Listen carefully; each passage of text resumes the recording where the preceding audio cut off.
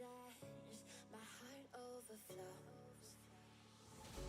The only direction that I'll ever need is a deeper connection that's leading me. And I'm lost in your love when you hold me. Just hold me, 'cause I don't wanna run from your heartbeat. Your heartbeat, no, 'cause I'm lost in your love.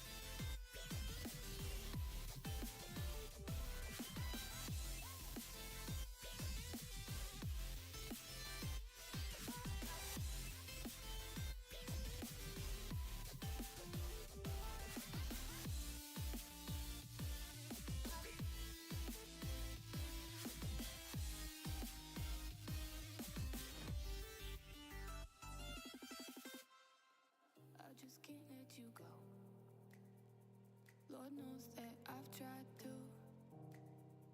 You said I was the only one. No one likes being lied to. You made this mess and left me with the pieces. Now I wanna burn all the bridges between us. I can't focus, I can't forget. I've been thinking too much lately. I just need to clear my head. I just need to clear my head.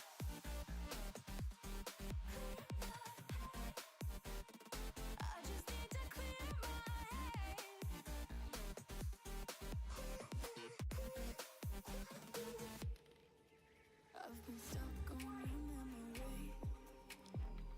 memory. Good morning. Wait, actually, no. I'm not used to this. Good afternoon. There we go. Yes, we're a little bit later on the start time today. Hopefully you're all having a good day. So yeah, I did warn about this. I didn't quite wait until the evening because I'm a DJ and I want to cast my games. So we're going kind of a midpoint. That does mean probably halfway through the stream I'll go and eat. But hopefully we'll have enough people around for maybe some free-for-alls today. That'd be quite nice. Don't mind me. I'm just arguing with my cable right now. But we've got some interesting games lined up. I noticed a few going on, like there's some between Dumu and Louis that I think I'll go over later. You've got Louis versus Wham, which is what we're going to be opening up with. I think there was Crackety versus Sassy, Crackety versus Anatan, Anatan versus... I think that might have been a Killjadi game. And there's also Killjadi versus Recon. So, ooh, pardon me, excuse me. There's a few different games I definitely want to check in on. In fact, Recon was playing a handful of games yesterday. So he had some games versus Anatan, some games versus Killjadi. I think that was the main one. There was also the... If I remember correctly, yesterday it might have been someone else on one of the Smurfs as well. I think he also went up against Dinky. So yeah, we'll have a look. I think there's some interesting ones there that we can definitely explore as well. But we'll definitely be kicking off with what I'm hoping is going to be a banger. Japanese versus Ottomans between Louis and Wham. Later on, in fact, let me do that now because I know if I don't do it now, I'll totally forget. Hosen, bless him. Shout out to Hosen. Created another mod. So he created one. Here you go. Oh. So he made a nice little mod right here. This is quite wonderful, actually. He made a tuning pack. The reason this is important is that Nomad right now, like if we're playing the Meat Grinder, we can't do Nomad. So this is designed to fix that problem exactly. So really big shout out to Hosen. Appreciate the work that he does and puts in. That means that we can do things like Meat Grinder on the micro maps, which is pretty fun to think about. So I'm sure we'll have a go at that.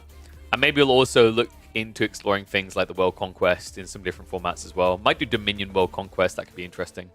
Outside that, I don't think there's been anything too crazy being added in on the mod side. Like, honestly, dude, if anyone here is like hoping that I'm gonna like click on their mods, by the way, if you happen upon this and you're like, oh, I really wish KP would check out JX Game Mode or whatever, update your descriptions and add images, right? Even if Hosen wasn't in my Discord, even if Hosen wasn't usually messaging me about these things, I would have been able to find it straight away and understood what it was because he bothered to put an image, right? This is admittedly quite self-explanatory, but if you think about, like, and here's another example. That's not going to come up, is it? I don't know why it's not. Meat Grinder should come up, or is it Meat Space? Yeah. Look at this. Meat Grinder has an image. Straight away, I'm already intrigued. I click on it, and then I have a description of what it does. Like, these are not hard things to add to your mods, folks. And they are really, really bloody important. Because without them, people are not going to even bother to test your mods. It's so tedious to try and test mods because you have to basically, you know, download them, start up a game to even see if they function. So, like, the way I describe it for modders who are putting in hard work but no one's looking at your stuff, if you can't be asked to put the effort in to basic market your mod in game, don't expect people to be asked to put the effort in to test if it's even good. All right, 1 sec though. I need to now load the Louis versus Wham game. So give me a sec. Yeah, just a little tip for modders in general. I mean, marketing is everything, dude. So I think we were on Rocky Canyon for this one, right? Or Rocky River, sorry. Dude. Too many tournament games recently. I'm getting used to calling it Rocky Canyon again. Wait, which one did we watch of Louis yesterday? We watched one of his Ottoman games, right? Let me just double check I'm not getting this mixed up. There are multiple games between Louis and Wham. I can't remember if we watched the Ottoman Japanese. I don't think we did. No, we watched them on I remember now. We watched them on High View.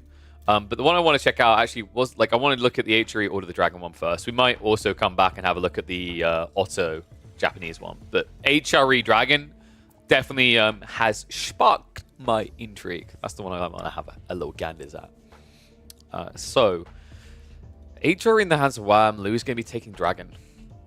Louis has been one of the few people at the moment I've been seeing experiment with the Dragon. I feel like everyone else is just kind of foregone conclusion, moved on for the time being. But he seems to still think there's more to explore.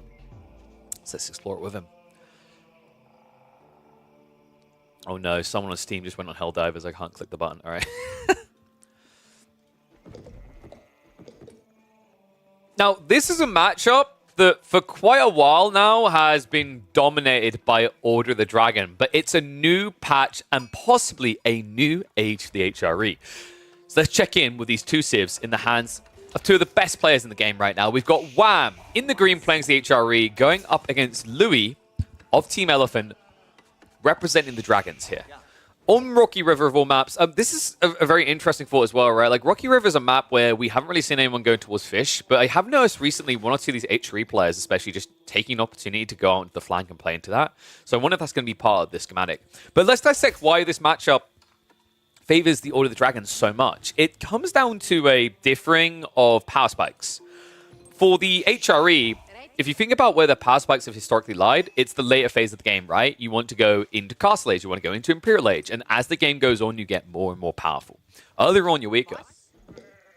Order of the Dragon are kind of the opposite, or at least have been played in the opposite way, where most of their potency becomes dark or feudal focused, and then when it reaches in a Castle and Imperial, unless they are at a lead, an advantage, they start to feel a lot weaker, especially in this type of matchup. So the reason I thought this would be worth exploring, despite traditionally Dragon just dumpstering on HRE, is one, the players are very entertaining to watch, but two, with the buff to HRE, the marching drills very clearly amplified their feudal and their Castle Age timings at the beginning of the ages. On top of that, it gave the HRE more potency in Dark Age, depending on the map, if it's a water map, and in feudal with these Archer mass builds. And I'm curious to see if that's where we're going to be heading.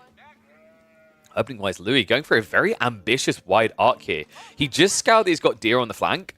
That is a very long walk to commit to without wheelbarrow. And actually, yeah, Louis... Okay, I don't blame him for that. I love that. He just immediately cancels wheelbarrow because he's like, well, there's literally no point now. I've already walked out the distance. It's irrelevant. And wait, Louis... What? I think this must have been a misclick. Or he's just forgotten about them. Well, actually, it's not a misclick, right? No, this is smart. So remember, guys, what you can do here is you can gather the wood, you can top yourself off, and then build a mill. And the initial drop-off will allow the wood to be dropped off at a mill.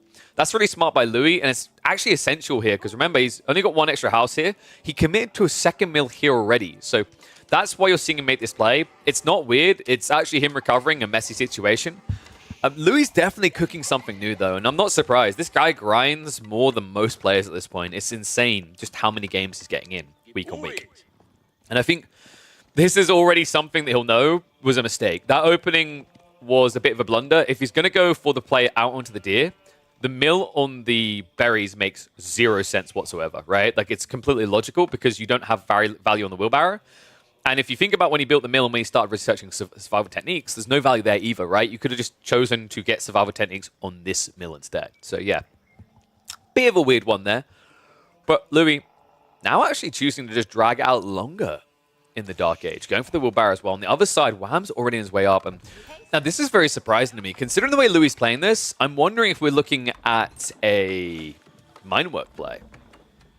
That would make a lot of sense, right? Like, playing out the deer this early, going survival techniques, delaying your timings. If you were just going for greed and you were focused on your economy, Archon Chapel is a jackpot now. For those that haven't played the Dragons in the last few weeks, they did buff it. It's now a 15% increased gathering rate, which is substantial when you consider your villagers already have a base rate of 28%. That means you're actually superior on the gathering rate underneath an Archon compared to the HRE. So quite an interesting little dynamic there, right? Like, it means that actually maybe there's a lot more potency now in this matchup where the Order of the Dragon can try to mirror the tech timings of their opponents. And now this game is just getting funky. Louis actually going to go for the Archon, also in a quite peculiar position here. Doesn't opt to put it right next to the tree line. I think he's like actually 1 or 2 points down from it. But overall, the fact that you played wide on the flank is intriguing. I think what Louis' concern here is that if he doesn't get the deer now, he's going to be confined to his base very quickly because he's likely expecting HRE to play into feudal aggression. In fact, we can already see some sort of aggro potential coming when Wham does choose to drop the racks here. No archery ranges first is quite telling though. Wham, this feels like we're going towards a fast castle race. If he was going for a feudal all-in timing, he would drop archery range on the beginning. There's no logical reason to drop racks as an opener. But the men-at-arms are going to come out, and I imagine he's going to be heading straight over to that deer pack, which he should now know is dead, right? Because like Wham and Puppy Paw, more so than any other players, have been phenomenal when it comes to deer play, pushing them into their TC, noticing when they go missing from the map. And it is missing, right? Like, these deer are dead. They were here before, and that's info that Wham would have known because he scouted this area early on.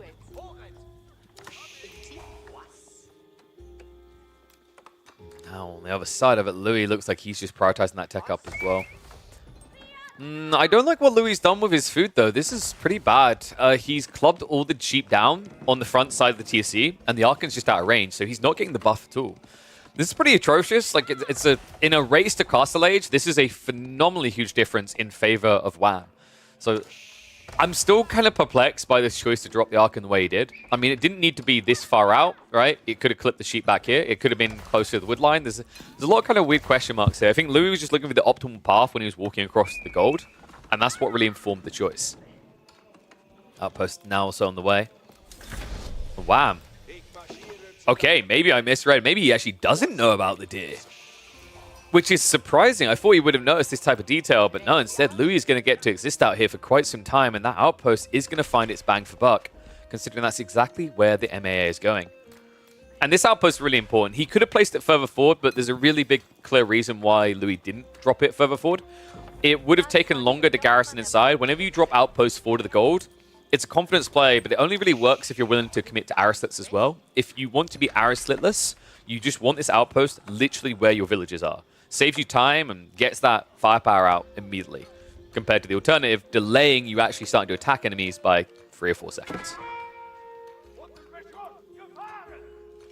And the reason the HRE is fast, like castle timing is faster than the Order of the Dragon here, is because you have to remember Louis idled his villagers at the beginning of the game without Wheelbarrow walking out to the deer. He then slowly built his Archon Chapel, so it came in a lot later than Wham. So Wham was at 40% speed when Louis was still only at 28% speed. And also Wham didn't idle himself walking out to resources out on the outskirts, right? So that's why you're seeing a faster tech up from Wham. But this is where it changes. And this is an interesting thing. Even before Archon got buffed, even before it was being built, Dragon could actually beat HRE on the tech up because of how much more efficient their Civ was at building. And that's why you're going to see them actually being neck and neck to crack that Castle Age timing. But this technically means the Order of the Dragon's behind. Dragon needs to tech up before the HRE for a very clear and important reason. And that's the Prelates. Both sides can build Prelates, but one can build them before Castle Age. And we're seeing that actually coming out right now from Wham. Third Prelate getting added in. He's going to be rushing for those relics. That's all that matters in this game. Because Louis has gone for a naked castle build, doesn't have anything whatsoever to contest those Prelates. Yeah, this is pretty bad right now. On top of that, the Men-at-Arms did find his way around the end. So unfortunately, he had to come back. He did get a decent amount of value here, right? Like he took 4 the deer. So got his hands on about roughly 1,400 food. Now with a lot of that food, it's going to be pumped straight away into the Gilded Knight. So Gilded Knight on the way. Heavy delay on this coming out, though. And it has to be said, this is more than enough time for Wham to secure relics. Oh dude, no. I hate this game sometimes. And I think Wham hates it too. That is catastrophic. see this so often.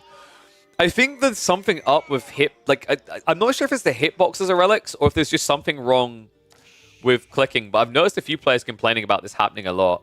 That's painful though. Like that was a big part of his advantage, right? Is you have to remember these prelates that he's got. He sacrificed villager production to get them. So wasting time like this actually hurts a lot. Nero says that it's because it's shift Q before age up. I swear I've seen other issues even after an age up. Like a few players have been complaining. So maybe it is that, but like I've noticed multiple players complaining that there's some weird behavior with shift clicking. Age up or not.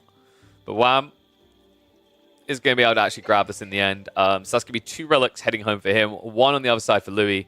I love this outpost detail. The funny part is he doesn't even drop it off here, but for good reason, right? Like he's got 4 prelates. At this stage in the game, there's no value leaving this relic here. You just need to get them home ASAP because this is a vulnerability point, right? A liability. Because if Louis sends the knights over here, you can torch this and take it away. Prelate, unfortunately, it's going to be too late there as well. So Wham! Looking like he's going to get a very healthy 4-1 split as the HRE in a Regnitz game. This is a phenomenal lead for the Canadian. Louis, in the meantime, just kind of mirroring the Knights with his Gilded Knight. This always feels sucky because although your Gilded Knights will win, the issue is that Wham can outplay you now by splitting these Knights into 2, right? And at that point, like this is where I think Order of the Dragon usually feels quite awkward, doesn't feel great, is that if your units cost double a standard unit, but they're doubly powerful, that seems like a kind of no-brainer, especially for melee, right? You're going to be engaging quicker, you're going to feel better. But the reality of what's actually happening there is that all your opponent has to do is start playing the map wider, right? Instead of this being a group of 2 knights raiding, it becomes 2 groups of 1 knight raiding, right? These 5 knights, instead of being one group of 5 knights raiding, it becomes 5 groups of 1 knight raiding. And when you've got this kind of count on the Gilded Knights, you can't mirror that. You can't reliably counter it every time. Prelate being denied out. Spim now arriving from both players. We have got the spring placements on the way, and by some miracle, the power of Grayskull or whatever the hell compels him, Louis has somehow grabbed the relic right from under Wham's nose here. Basically the safest relic for Wham to try and get his hands on. He left it until last, and Louis is going to punish him for that detail. Great pivot as well, right? Like, that's because he came over here, he saw he can get the relic, and he just pivoted around. And this is unfortunate, guys. Look at this difference. Wham, if it hadn't been for that critical misclick there, that mistake of not actually going back to pick the relic straight away, it would have been a 4-relic game. Because the difference in timing it took him was everything there. Remember, he spent an extra, what, 15 seconds to and fro? The difference there was 10 seconds. That's wild, man. I mean... This has to be so frustrating, especially when you know it's a relic race like this. So Louis, a lot more content now with the 2 versus 3. And then remember, on top of that, Louis is now a lot better economically because Wham wasted a lot of his TC effort building additional prelates. So that's extra villagers gone. And then the Archon buff, now that you're adding a farm, so you're chopping the trees, you're getting the gold, this Archon buff is actually incredible. The 15% increase, it's superior to the HRE's Archon.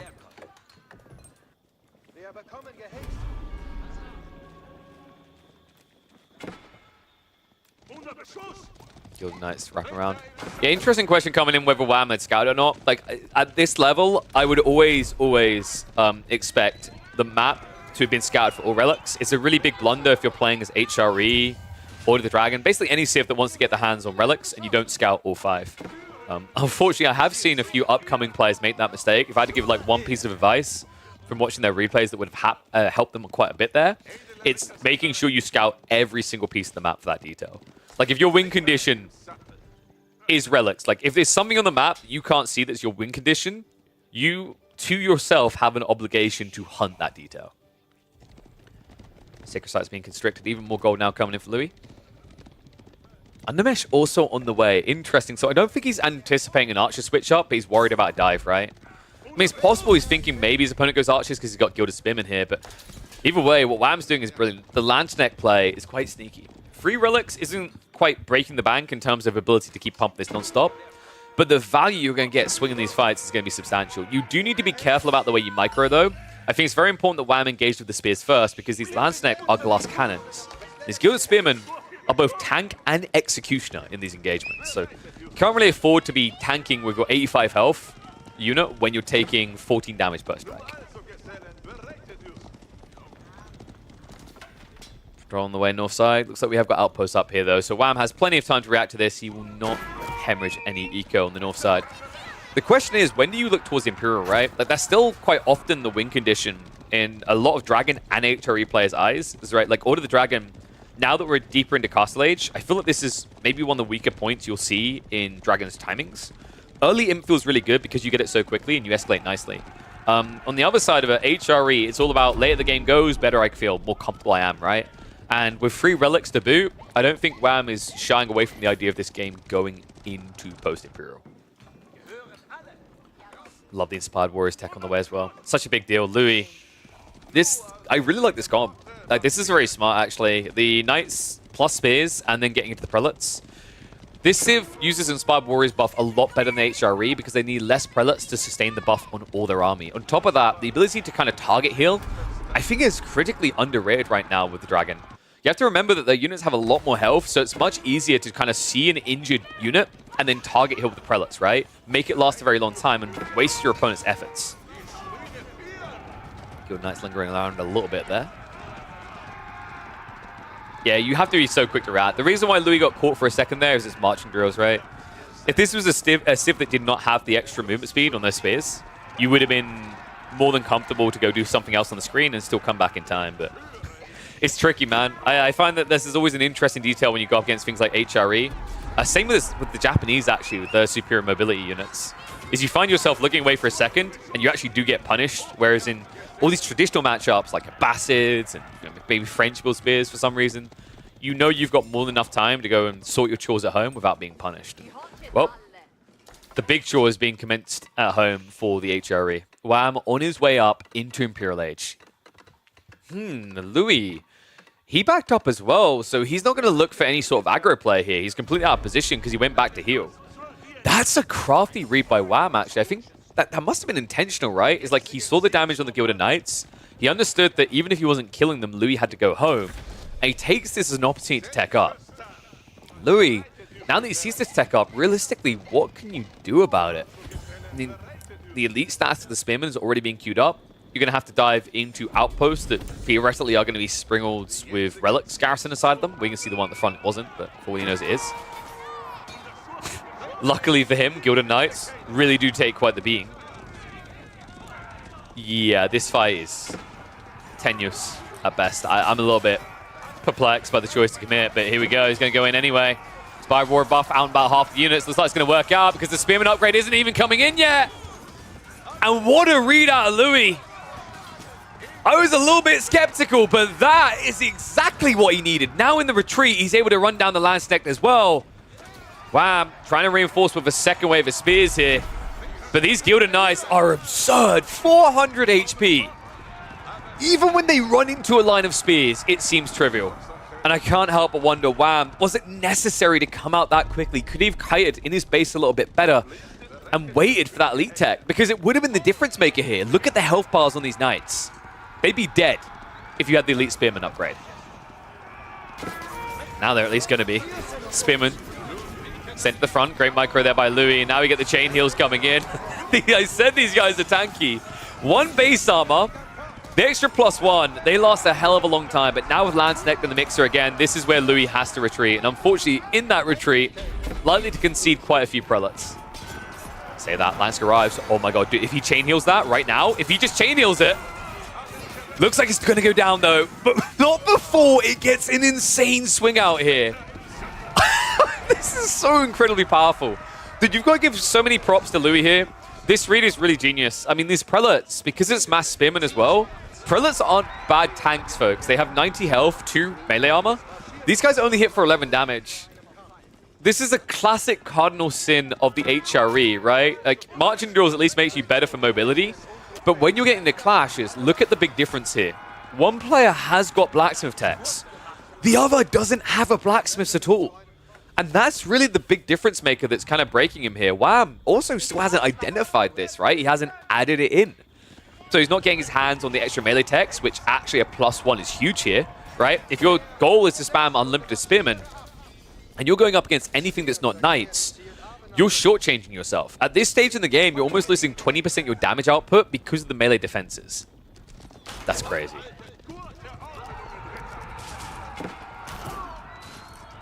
No raid in. Only the undermesh level 1, but once again, this is an HRE player who doesn't even have Steeled Arrow level 1. Like, he has no blacksmith techs whatsoever. He only has marching drills because now you get it by default. Yeah, this is an example of like where if HRE got nerfed so that they had to build a blacksmith to get forced march drills rather, it would have helped Wham indirectly. Like, I don't like what his army comp is now. I think this is a losing battle. It's now 6 Lancenecked. With Inspired Warriors tech, look what it does to their damage. They get +3. By comparison, your Elite Lanceneck, Tickle, they're at 17 damage. They're about to go up to 20. These guys are hitting for 26 damage. This is not a winnable fight of what Wham is doing. And Louis, feeling confident about his position, is now prepping for the tech up. I love the Ford Monastery as well. Like, he understands this is key to his success, right? Prelates for the Order of the Dragon really do make the world go round.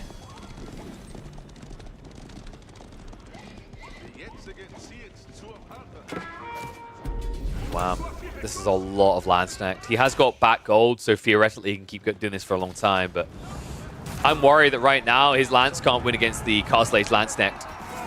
Flash coming in, and already you see the damage done there. It's going to be a recommitment.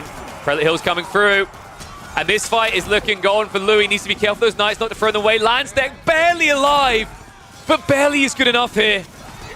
Starting to feel like a bit of a cleanup. A lot of Lancenecks being lost. The split of the army now just heavily favoring Louis, and Wham is once again gonna get his ass whooped.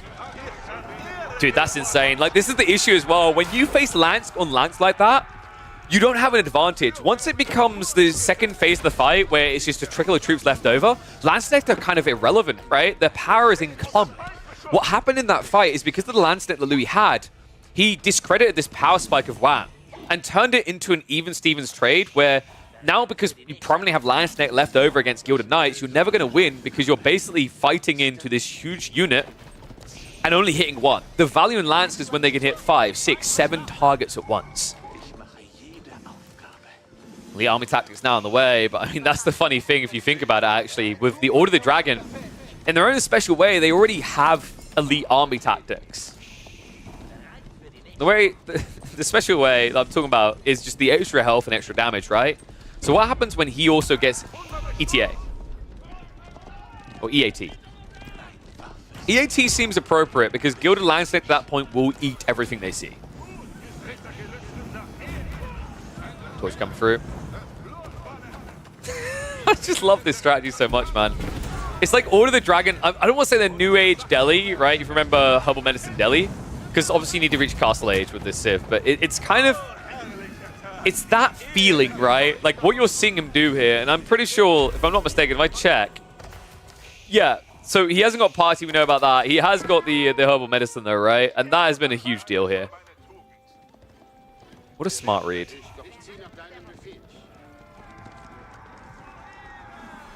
Spearman, Lance now looking for a raid target. I mean, 14 Lanceneck. If they could just touch something right now.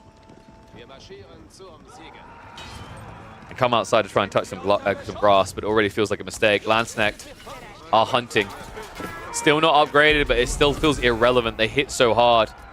And Lance, I mean, this is the worst case scenario. He runs into the eco line and finds, what, 2 villages? For this many Lanceneck, that doesn't feel worth the investment, right? You need more than this. Fortunately, you're not going to find it. The walls are up. You're stuck in the back of the base. And the Lanceneck Knights are on their way. Knights can easily clear this up, by the way. Remember that for all that cleave damage, you're still up against units that have an insane 10 armor when buffed. Oh my god! That was 14 Lanceneck, by the way. Elite army tactics, elite Lanceneck. You wouldn't believe it with what you just saw there. And folks, that's before the elite status for Louis. It's about to kick in. Watch this damage. They do 26 right now. Boom! 31 damage. Do you want me to make you vomit a bit more? He hasn't even got melee tech level 3 yet. He can buff that even further.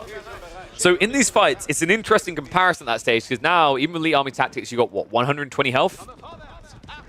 So you're going to die in 4 swings. 4 swings is all it takes. Like, I can't believe this. Wham is still playing this game without even dropping a Blacksmith, and I genuinely think it's costing him the game. Now this hand cannon transition, if he had enough time, would be great. I don't think this game's going to go late enough for him to get it online, though.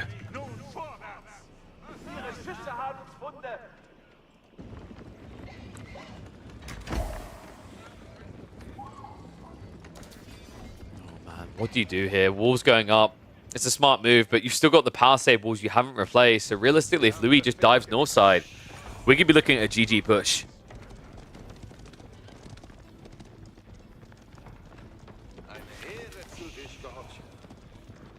It's interesting how many games we see where people neglect to play prelates like this. I genuinely think it is the secret source of the Order of the Dragon. I mean, you've just seen the impact it's had. I keep mentioning the damage, but realistically, the armor is a big deal as well, right? Like, you're seeing what it's doing to these Gilded Knights. They have 10 melee armor at this point. Hand cannon isn't spotted. Stonewalls are seen. That's fine, though. This is a lot of burn power he actually has. This is equivalent to having, like, 40 torches to throw in. Even more when you consider the prelate buff, so this wall is not going to last long. It's going to be a break-in. Wham! Trying to buy time now.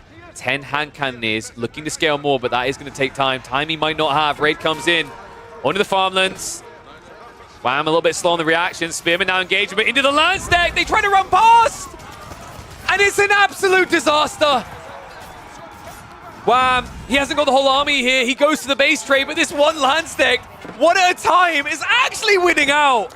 I can't believe this, dude. This is the worst way to fight this. If Louis just A-clicks the new ones coming out, this entire army is going to be wiped in the meantime. Wham's base is getting deleted.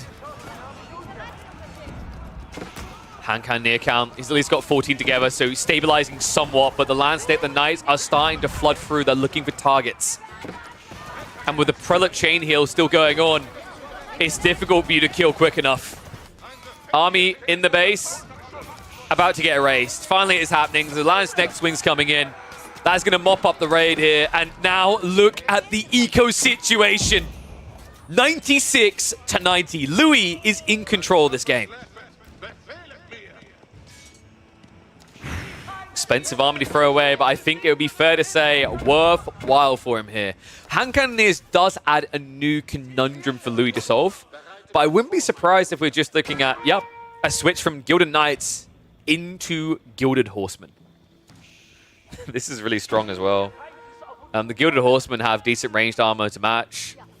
And this is the other thing that's kind of interesting with Gilded Knights, right? Is like with biology, having 552 health, these hand cannon masses weren't really sniping as quickly as you'd like, right? Because the 10 armor they have to get through when you get to this stage in the game. Gilded Archer's also on the way. Yeah, this is just full switch, right? He's done with Langsneck. That makes sense. Like, why would you build Langsneck now that you're up against hand cannoneers with marching endurals? You're just going to get kited, right? But if you play Horsemen and Gilded Archers, they can't kite you. It's impossible. On top of that, like, you can kite them, right? Horsemen obviously can just run away easy peasy, but the Gilded Archers have the extra range and the same movement speed, so they can just kind of dodge, weave, and avoid. This is really well played by Louis. And at this stage in the game, because of the comp he's been building, he hasn't really overexhausted his wood, right? He's got lots of wood to work with because he hasn't been using any of it for unit production, bar the Spearman at the very beginning of the game. It's all been about food, gold, food, gold, food, gold. So now at a point in the game where like you're getting to a deep stack point where a lot of these gold veins are going to start expiring, or access is going to be difficult, it's actually the perfect time to move entirely away from gold. Okay, I actually feel like this one Gilded Knight can get more value out of this fight if Louis just micros down the injured Lance. I don't... Dude, what is with him in hitting the full HP Lance constantly?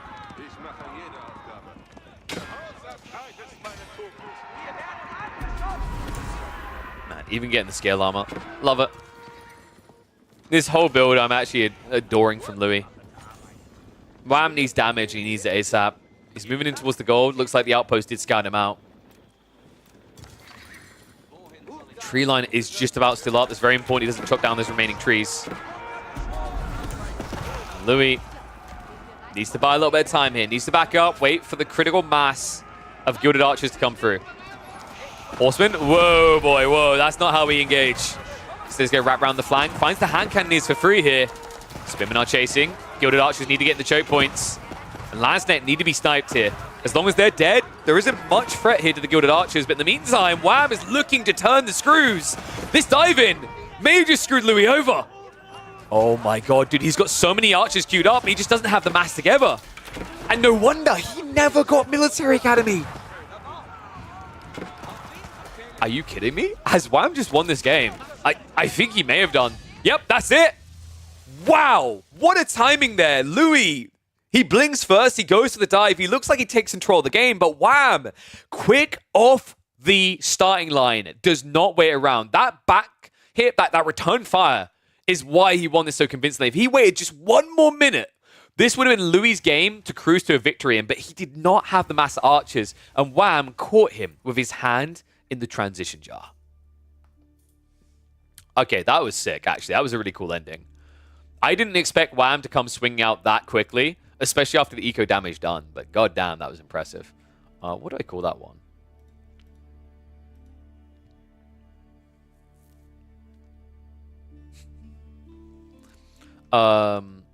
Archery, marching drills, sounds like, when buffs nerf you.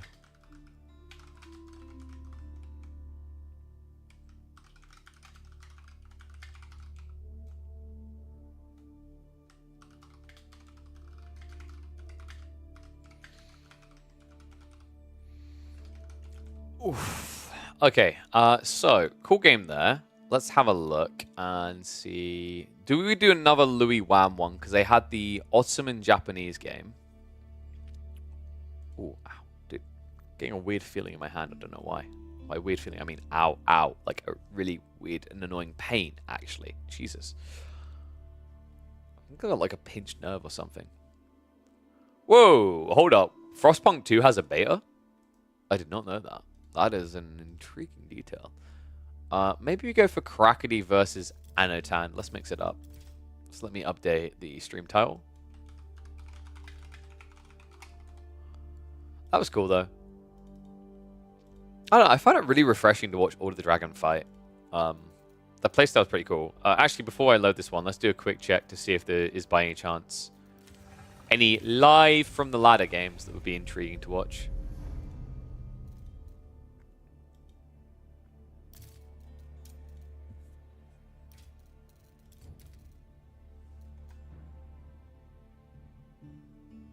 Oh, actually, that reminds me. I need to check. Because I remember someone messaged me about a tournament that I think is this week. I just need to double check. Make sure it's not today.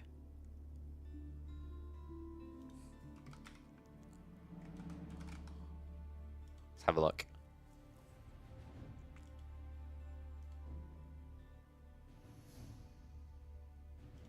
Hello, Mr. Crackety. How's it going, buddy? The moment you cast this game, Crackety turns up. Was there another Grew Up Bara thing today? I think that's Wednesdays, right? Oh no, it was on March. I don't know if they have more of those coming up.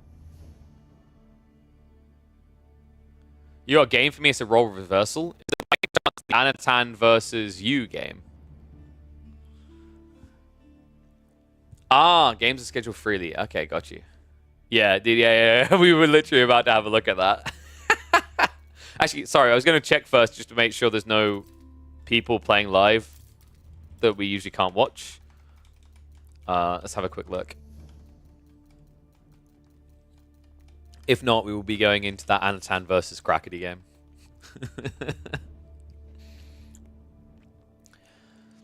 It's in the group phase, so scheduled freely. Interesting. I don't think they have, like... I don't think the Grew Up Bara has a channel they've been using to, like, ping about when the games have happened, though, right? And when they're going to happen, if I'm not mistaken. Would be helpful to have that info. Let me have a look.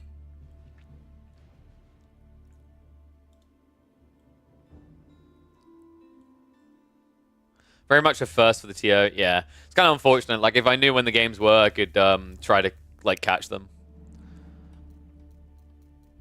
Yeah, because boy messaged me about it, like, for last week. I was like, great. And then I realized like he had it shoot the 20th as the day. I was like, that doesn't work for me because I don't stream on Wednesdays. So we have a problem. Killed. Okay, no. I'll stay away from that, dude. I don't think anyone wants to watch an Abbasid mirror. Jesus Christ. There are easier ways to kill brain cells.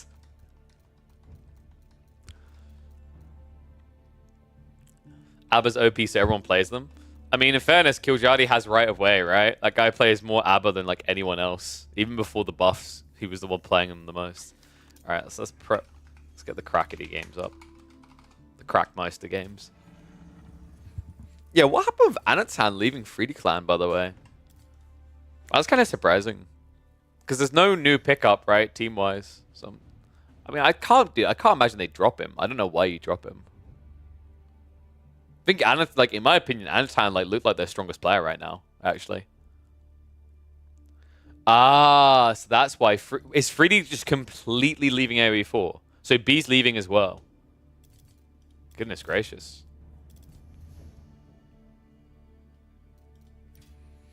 That seems believable. I feel like B hasn't been really playing that much AoE for the last month or two, right? That reminds me, actually, I still need to upload those Stormgate casts I've done. Now might be a good time. Does anyone know when the thingy comes back? When the next version releases and whether it's public access? Isn't it like sometime in April? I think it's sometime in April, right? Late April. Yeah, I might try and get my Stormgate channel set up then. Start posting those games. How many did I have? I think I had like 2, 4, 6, 8, 10, 12? Yeah. Probably when Zero Space ends their playtest. Yeah, I haven't really like tried Zero Space again. How is it? I think like Lucifer's been playing. It did, like, I think I caught a little bit of his gameplay, and I looked at it as like, it didn't look that much different to how it's been before, right? At least from what I saw at a glance. It didn't look that different.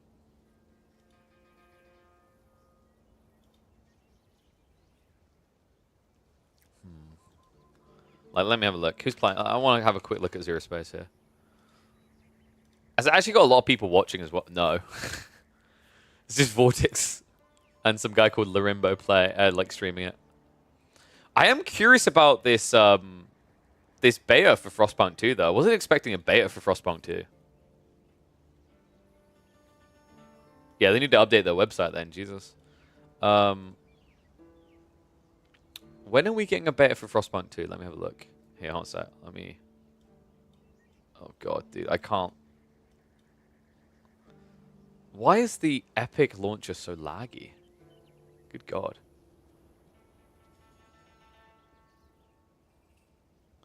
Because I think Frostpunk 2 comes out in like June or July, right?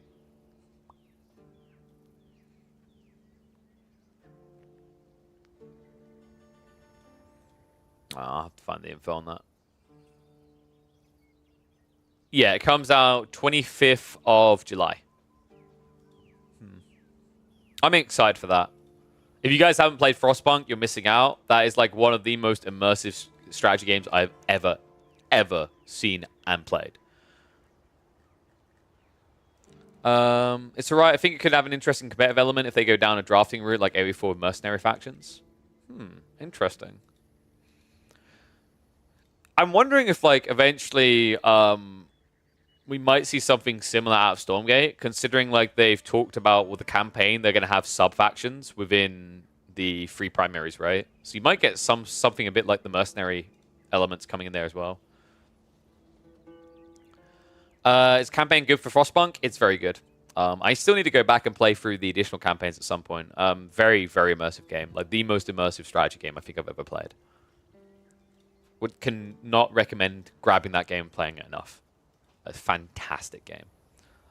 But let's see. Let's get ready to go. So we've got the Anatan versus Crackety game. Why don't you go the Twitch meta and cast a game like all the popular girls? What does that even mean? I'm not even sure what that means.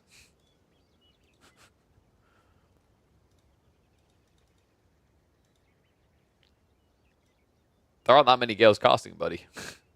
Sadly, the grim reality of esports is actually, weirdly enough, girls tend to get pigeonholed into hosting roles, and guys get preferred for casting roles. Don't know why. There's some really talented female casters out there. Actually, like Pansy comes to mind, and also Vicky Kitty is amazing.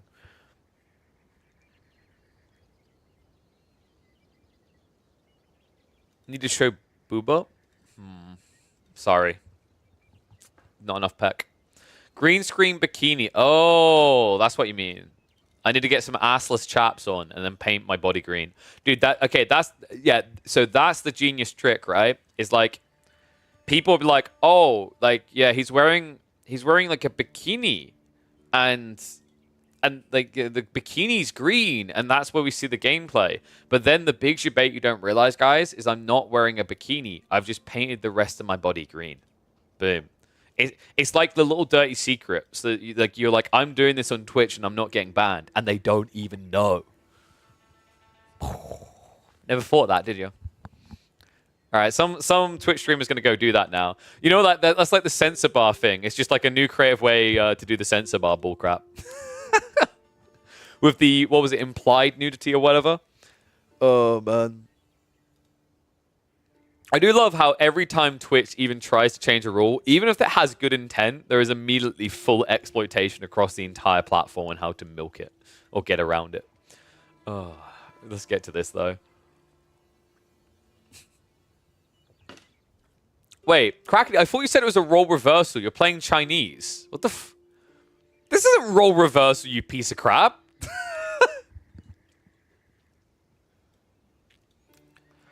All right, Crackety's either lying to us. Ah, there we go. All right, not sure if Crackety lying. He said this is role reversal. He's playing Chinese. That's not role reversal at all, but he's guaranteeing me it's in the playstyle. Welcome back, one and all, to the Overfor Action. We have got Crackety going up against Anatan in a Chinese HRE game. Crackety is playing the Defender Civ, the one that wants to play greed, go late game. Anatan is playing the Civ that actually nowadays wants to play full feudal device send it. But apparently that's not what we're going to be getting into here. We are going to be on Cliffside. Time of recording, these two are very closely ranked towards the top of the ladder, right? Like Anatan is, I think, sitting in, I want to say it was like 21st. And Crackety, I believe, yeah, 28th for Anatan. Crackety, meanwhile, is sitting in 30th place. So both of them typically top of the leaderboard, as you would anticipate and expect out of these two.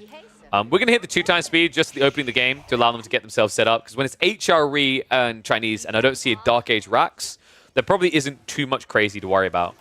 Scout pattern-wise, this is kind of interesting, actually. Anatan didn't opt for the 2 scouts that we've seen from a lot of players, and it has hurt him bad, dude. This is him to his core. Look at the sheep yield. 18 sheep to 7. Dude, okay, no wonder Crackety is like, I done a role reversal. I was aggressive. Yeah, no shirt, Sherlock. It's kind of easy to be the aggro player when you basically have 80% of the sheep on the map. Oh, that's brutal. So Anatan's going to have to consider going for, like, what, an early farm transition? A really early farm transition. God, that doesn't feel great. Upside for him, at least, he did actually get an Arcane placement that gives him gold, wood, and berries underneath the Arcane influence. Downside, on the other hand, is it's an Arcane forward of his base on a short map like Cliffside. So if this is going to be filthy Chuganu spamming, they're going to have a jackpot of a time to hit. Just Arcane the ball. Of course, the classic strategy. Oh my dude, is there anything that... Anatan, don't buy a lottery ticket, buddy, is all I'm going to say. Like, what the this is like one of the worst spawns I've seen for someone on Cliffside. He got a forward spawn gold with a small tree line. His secondary goal is quite far away, but then his boar is nowhere near his deer. This is like insanely rare. We rarely ever see this happen. And Crackety, being a piece of crap, has said, just in case there's any deer pushing going on, I'm going to put an end to that before you even think about it. That is rough. Sheesh. Anatan, investing 20% of his life savings into a men-at-arms play here. As in the 1 men-at-arms, because this guy literally has no sheep, so this is incredibly expensive.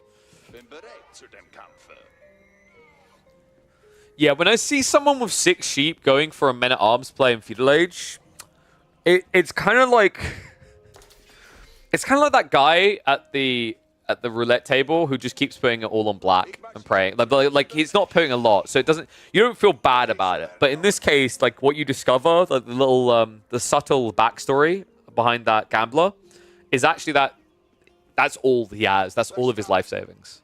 Then it feels a little bit depressing. A bit like this Men-at-Arms opening from Mana. He might be able to deny some openings, though. It looks like Barman's going to be dropped on the backside, so unfortunately for him, he looks the wrong way. Crackety. We just talked about Anatan spawn. We got to talk about Cracketies. What in the duck? You're playing China. You get gold and stone both spawning at the backside. Now, admittedly, his alternative gold is atrocious. I don't understand what the hell this spawn is sometimes. For some reason, Cliffside has shoved his secondary gold right up next to the sacred site. But overall, I think the fact that your 4K is safe, this safe as a bank, you have to be smiling at this.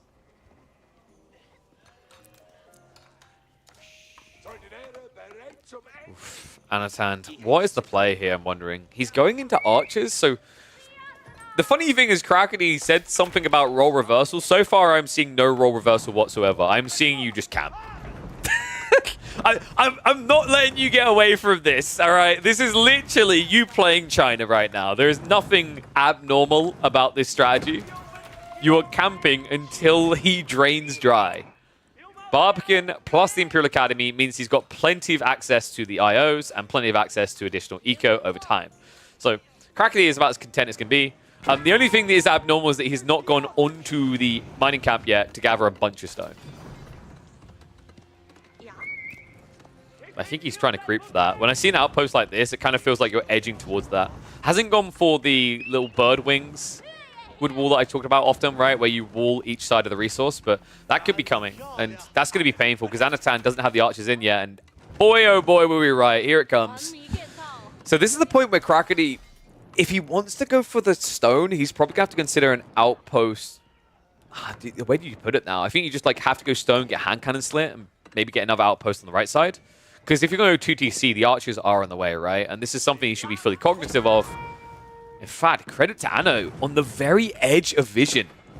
But he's going to reveal it. So archers have been seen. Crackety should be fully aware of what he's up to here. And Anatan, love that he's doing this at least. You know, in a game where you have such terrible sheep haul, you don't have great resource spawns, you're going to have to play resource flanks anyway. Because he's fielding aggression, this is the correct call. Like, sure, Archon is great, but farm transition slows you down a lot. You have to spend all that wood to get a better food gathering rate. So much better to just sacrifice a little bit of villager production, get a second prelate, then come out on these flanks.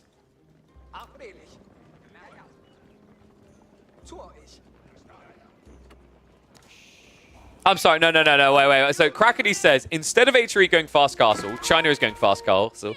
Instead of China being aggressive to try and deny fast castle, it's fast imp. It's HRE trying to do that. Okay, Crackety, I'm sorry, but your meta notes are 2 weeks out of date, my friend.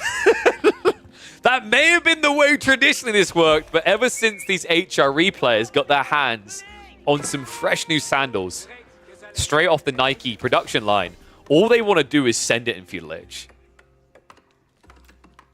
So, tech up coming in. Crackety is still playing 1TC, but over time he's building a lead. And the other thing you have to be really cognizant of here is that the resource haul for Anatan is about to get worse. He built this Archon on a small tree line, so he doesn't have longevity in this play. And his buff gathering rate, after this tree line is gone, it's going to be less than half of his economy. So at that stage, with the Imperial officials and the Song Dynasty scaling, Crackety's eco is going to be better.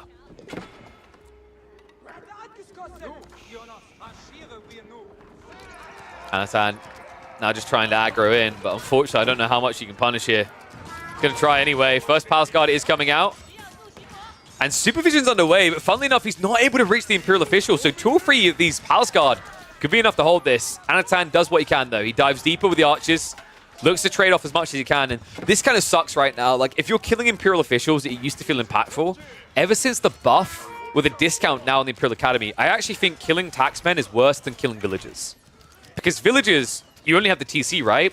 You can always just build the taxmen out of here. Sure, you're going to pay 105 resources as opposed to 50, but the difference is that you're removing 45 resources a minute by sniping these villagers. So after that dive, after all that effort, Anatan really didn't kill a lot. He got 3 worker kills. And look at the bodies. And worse still, he's trying to go again. This is full Apu thank you come again. And I don't like that. I'm glad he's holding some resources for Castle Age because I think you just need to get there ASAP. This wall is pretty interesting from Anatan. I think you just get the wall up and just don't even think about producing more units that you would not upgrade. 店主勇气看着不错。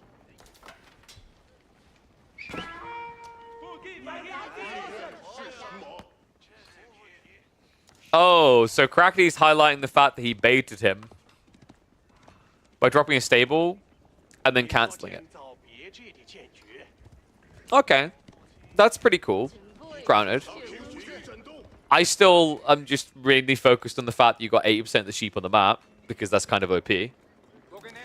Yeah, like, phase there would be straight away. Like, yeah, Crackety, you don't seem to have highlighted the true masterful stroke of your strategy, right? Like, if you put a build order guide together on YouTube, I think you just begin by opening by saying, first of all, get 80% of the sheep on the map. Because I think that detail mattered a lot more than your big brain strat. What's up, Iron Smithy? Thank you for the raid, buddy. Hopefully you had a good stream. I think, I'm just going to be real about it, man. I think they need to overhaul the way that sheep distribution works. I think that, I've talked to 1 or 2 devs about this before, and they had a similar feeling that, like, the problem they see is, like, they don't like what sheep does to the state of a game either. But with the fact that, you know, it's a random thing you find on the map, right? And it's randomly spawning. But at the same time, it's so ingrained in what AoE4 is, there's no easy way to rapidly overhaul it. For example, if you had sheep just spawn X every minute at the TC, as an alternative, that fundamentally changes the way a lot of civs work. It's sad, but like, the problem is the longer that this doesn't get resolved, that we don't come up with a good solution to sheep distribution, the harder it's actually going to get to balance because of the fact you'll have more civs that are optimized around these specific timings.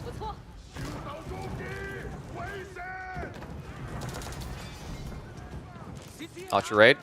Trying to do some damage, but Textiles makes this painful, man. I mean, Anatan didn't even get Steeled Arrow, so this is kind of a moot raid. Like, overall, he's got 5 worker kills in total. That doesn't actually offset the power of Song Dynasty.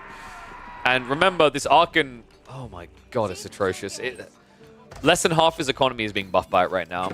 And only the gold vein's in range, so you're going to either have to farm transition or accept that you're just not getting a superior gathering rate. And that's kind of a death sentence in the Chinese H3 matchup, right? Because the Chinese, they're already flying an eco lead, but then they've got the officials supervising for an extra 20% of these resources.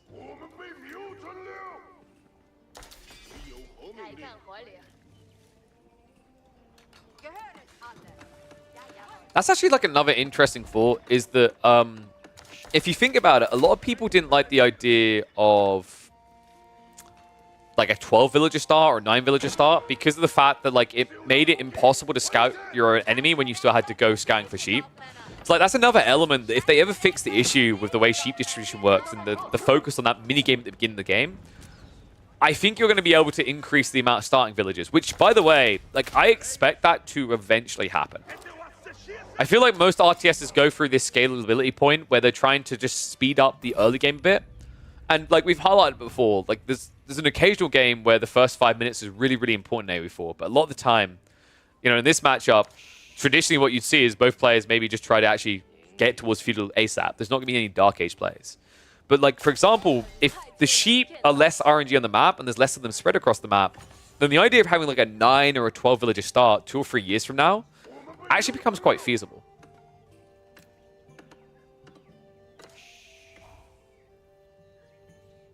And yeah, I kind of get what, like, I don't know if we get rid of it, Faye, but like, I get where you're coming from. Like, I too felt that Dark Age doesn't have a grand scale of relevancy. It's why quite often when we watch replays, we play 2 times speed for the first 5 minutes to get to the point where people can do things, right?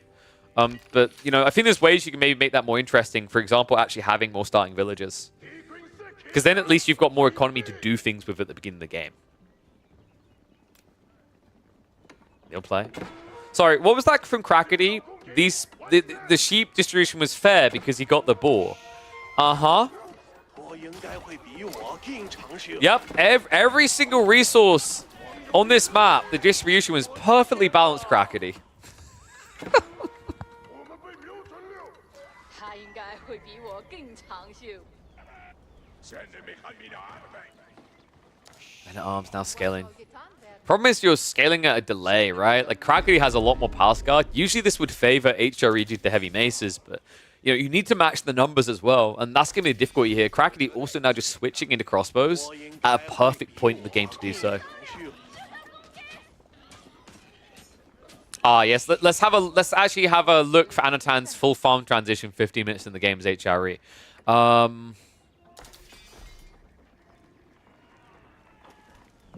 Oh, the camouflage farms. That's what it is, Anatan. Because he doesn't want his farms to get raided by Palace Guard. He's covered them in foliage, right? Like there's a farm here, and there's another one here, and then there's one here as well, and there's also another one here. Because like these are clearly these are hemp farms, wink wink, for growing illegal things on them. So he can't be spotted by the police, and he can't be raided by the Palace Guard. Very, very smart by Anatan. Little raid on the backside. Crackety, at this stage in the game, he isn't ready for a farm transition, so getting pushed off this food does hurt quite a bit.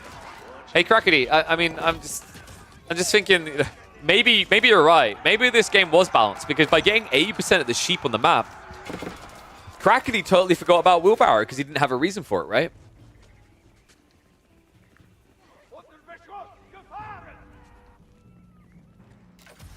Wait, does AoE 2 have Ottomans? Should I have known that? I didn't realize that. It has, oh yes, right, yeah, it has the Turks, yeah. Because they have ranged cavalry, right? I think I remember that. Technically not the Ottomans. Yes, 3 and 4 does have them. We don't talk about Ottomans right now in AoE 4, they are a pile of trash. Anasan throwing his trash in to see what's going to stick. Crackety is outnumbered, so he needs to be a little bit careful, but a scary point is coming, folks. Nesta Bees is on the way, and this is usually where we see the Chinese start to break these formations, especially against HRE, who, although they have marching drills, don't have cavalry that's quick enough to get to that backside. Okay, let me put it another way. They have the unique range cavalry unit, Crackety. I can't remember the name of it. But I remember watching it in competitive before. No, they don't? What? Who am I thinking of then?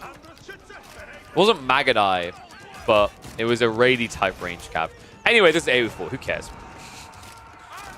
We don't need that AoE 2. Crackety has decided to stop playing RTSs and has begun to play a tower defense game. Oh, God. It's mainly just crossbows left as well. Oh, this is a painful cleanup. Anatan, he doesn't have a farm transition still, right? Oh, there it is, guys. That's what you love to see. 18 minutes into a game, 4 farms. Oh, Jesus, this is painful. He's at least got a lot more in the way, but funnily enough, like at this point in the game, Crackety could kind of match that pace if he chose, right? I've got a feeling instead, though, now that his army's been cleared up, idle time is now being removed, he's going to be looking to spam more Palace Guard, right? Like, this is a perfect time to do so. Anatan has thrown a lot of bodies onto the fire here.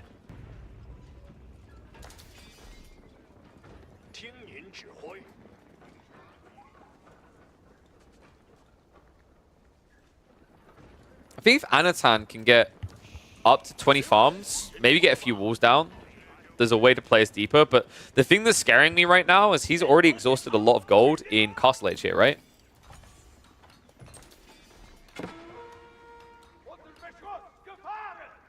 Oh no, I'm not discrediting Anatan's ability to stay in this game, Crackety. I do think, like, at the same time, though, like, being forced to dive this area completely stripped him of an advantage, right? Because you sniped all the men-at-arms down first, so crossbows are just getting killed by arrow fire here. Like, this cheesy quadruple outpost defense kind of trivialized the advantage he had, right? It forced some idle time, but realistically, this is now a 12 eco lead in a game where he needs a farm transition, and he's playing Desperation on the flanks, and that's exactly what has been scouted here. Crackety marches around, finds the villagers gathering out on the flanks, and all of a sudden, that farm transition has a lot more pressure now to deliver. At the same time, on the other side, Crackety now adding in Nest of Bees. Yeah, the only thing like I'd highlight is like I think for both players, maybe the idea of walling here is quite a big deal because they both have a reason to play flanks at this stage, right?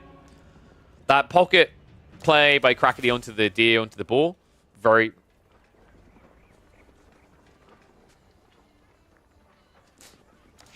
It's okay, notice quickly.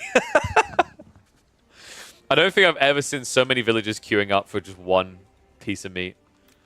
You know what makes that feel worse as well? Is like if it was like sheep, it would still feel a little bit better because at least you'd like gather and walk off quicker, right? It feels so painful with boar because they gather to such a high amount. So it is just true full idle time.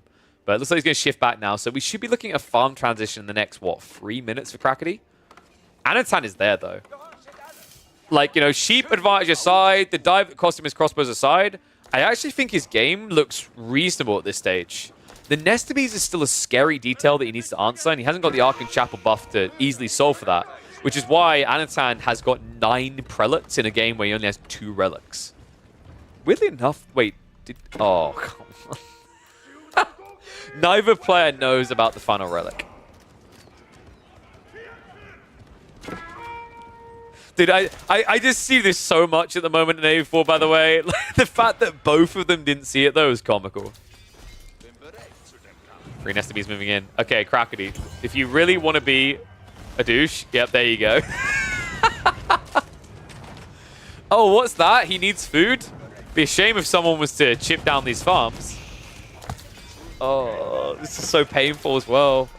Anatan, look at how deep he is on that wood line. The Prelates at least kept him in this game and kept it clutch, but this is looking rough, man. And the Arms now have to commit, but Nesta Bees are going to turn around for the flurry. Can he actually kill these Nesta Bees is the real question here. They're clocked out, so they're quite tanky. Crossbow's actually body blocking the backside of this fight.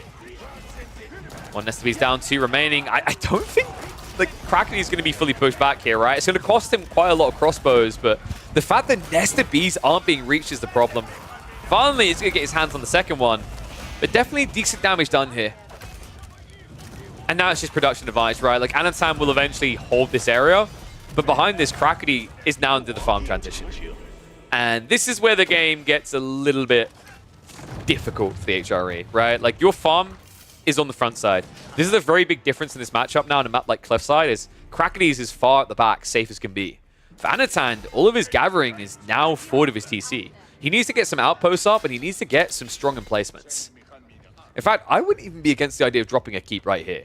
Like I actually think Anatan might have benefited more from a keep drop than these outpost spams. Just because you've got the stone outcropping here and it completely blocks the short ramp. 需要做些什么？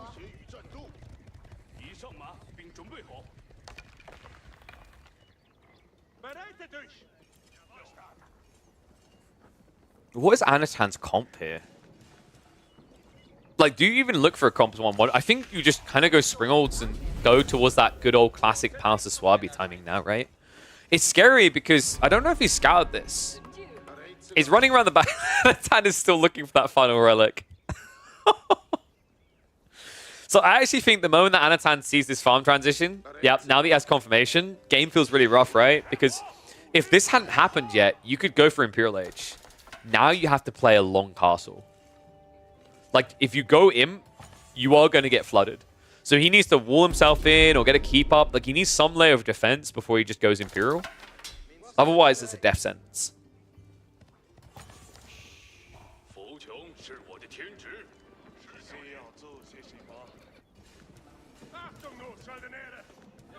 Crackety.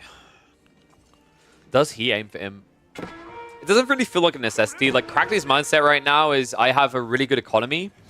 He's gradually going to get there. I could play into him, but then I'm letting him catch up with the Palace of Swabia. If I choose to just full-on send it, right, if I try to dive this base, I can do significant damage. Especially when he knows that those farms are still on the front side. 需要做些什么？ Sacred Sight's also now being locked in, so a lot more gold in the pocket. And Treb's now in the way, so here we go. Crackety is going to keep the pressure up. But funny thing, actually, if he starts just prioritizing going Siege, he's going to get enough food for Imp anyway, right? Like, it kind of makes sense as well. Is Anatan's going to rush into Imperial Age? If you prep Siege ahead of time, when he gets there, you can start to significantly punish him. One of the big reasons why Arkan on the front side is a death sentence is if your opponent just goes mass Treb and they take that Arkan away, the game's already over, right? Like, most of the time, if an HRE player has a choice, this Arkan goes behind the TC, because the TC is a lot more tanky, and it means you're more often going to get E-repairs to save the day. But double Treb now is going to be effective up against that keep. House of Swabia is on the way from Anatan at the back. We officially got ourselves a late game. So Krakeny is going to get an opportunity to do some damage. The problem is that Castle kind of handcuffs the opportunities here, right? He can leave the Trebs to try and seize this down, but he's going to have to go wide flank. And this is where actually the Arkan starts to hurt a little bit less. Because he's got the keep up and the outposts, his economy is essentially safe here, right? Like, there are many negatives to always list about a Ford Arkan, but if you had to give one positive, it's that dropping a keep on your Arkan is beneficial because it's also protecting the front of your base. Bin bereit zu einem Befehl. All right, 4 TC versus 1 in a bit. 比我更 Krakeny still has actually got a big enough eco lead at this pacing. They should be, I'd say, neck and neck at what, like 120 economy?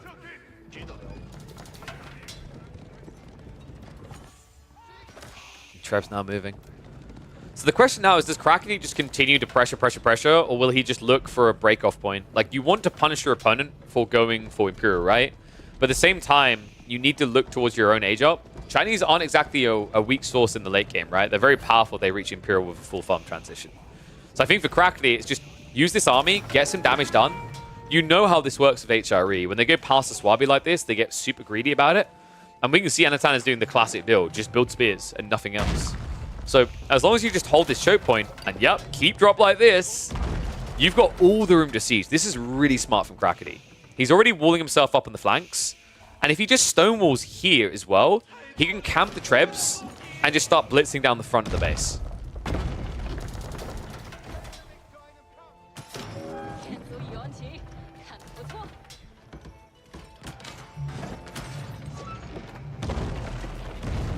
And what is Anatan's answer? Because Culverins doesn't make sense here, right? Like, the castle denies that.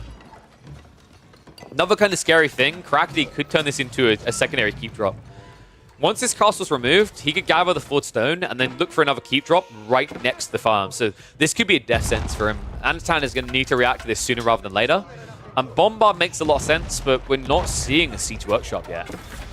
Instead, it's just more melee units. A few Spearmen are going to dive in around the flanks.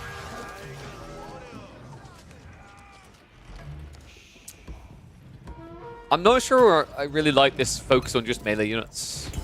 Unless you are going into siege on a delay, like Anatan's not taking a critical box.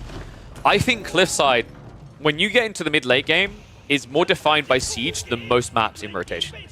And you're seeing this from Krakeny, right? Like, we've seen it time and time again. Mangonels, Nestor Bees, and these choke points dominate fights. Looks like he's finally got the Culverins on the way, but it's going to have to be, I think, some Bombards as well.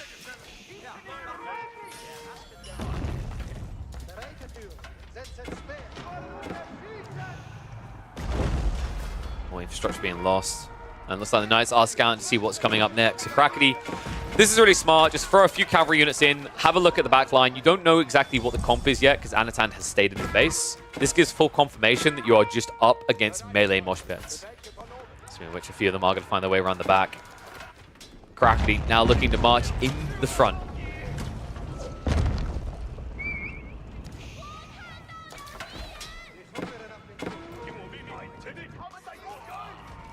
I'm wondering like what Anatan could do alternatively. His food income's not really at a stage where he can go mass horseman, and that's problematic. It means playing these flanks takes a lot of time. And right now, it feels like the Spearman might be the right call because of this dive. Pass guard spread out. They are definitely going to win this fight, but Spearman at least going to last a little while. The problem is this backline, this crossbowmen with such high base damage are shredding everything in their way. And Anatan, at this stage, is kind of just stuck in a never-ending Spearman meat grinder. No elite army tactics coming either. E-Repairs is at least going to keep the outposts up in the meantime. Crossbows, still the MVP of this fight. Trebs now finally starting to get rid of those outposts. So Culverin is going to try to wheel its way up. This is a decent hold by Anatan, but realistically, oh my god, no. Come on! Culverins and Springwalds, folks, if you do not have Siege Works, anything with more than 10 damage is going to annihilate them. Crossbows, remember, they have 14 damage, so each of those strikes, we're doing 2 damage. It's pretty brutal. It doesn't sound like a lot, but when you're getting hit by, what, 30 crossbows, it's a very quick death for Culverins.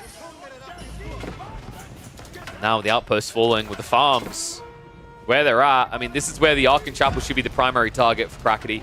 You take the Archon out, and all of a sudden, Anatan's dealing with chump change here. Weirdly enough, Crackety's actually just prioritizing this outpost still, so I guess he wants to dive. And in fairness, taking out an outpost is quicker than taking out an Archon, right? As long as you guys aren't potato aiming. Oof. This is barely staying alive, though. All right, guys, what do you think? One's if Crackety's going to go Imperial Age before the end of the game. Two's if it's Forever Castle. Because I legit think you don't even go Imperial. You don't really have a reason to, right? Like, if you think about it, Anatan doesn't have great access to gold. He only got 2 relics as well. You found him on the flanks here. He can't afford to keep doing this long term. You can.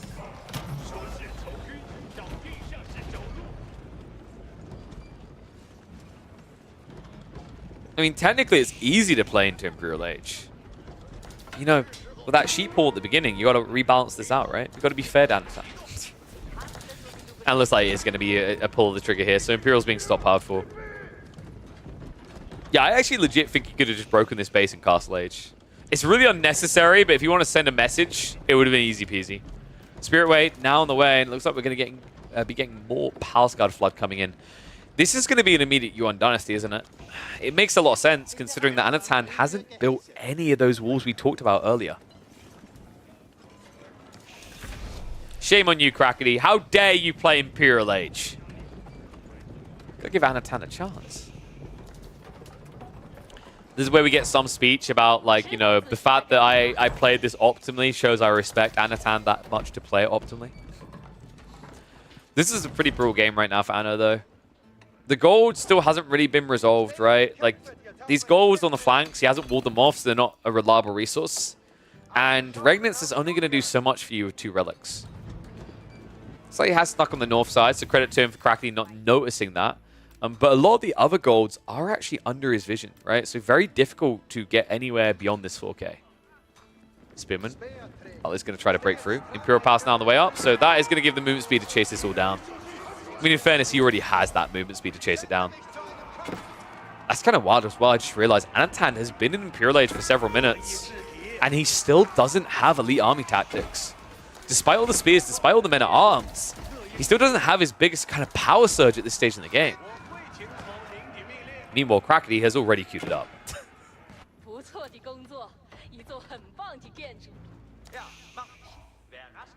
So farms are going to be idled out a little bit on the backside, so Crackety has got a gap in his gathering. But Anatan, there's still that big question mark of the gold. I love this detail, though. Mangonels is a really smart play. If you can now just stonewall up, I think you can get some really good fights as Anno. But you need some stonewalls. As long as this map is playable on the wide, Yuan Dynasty Palace Guard will now win it.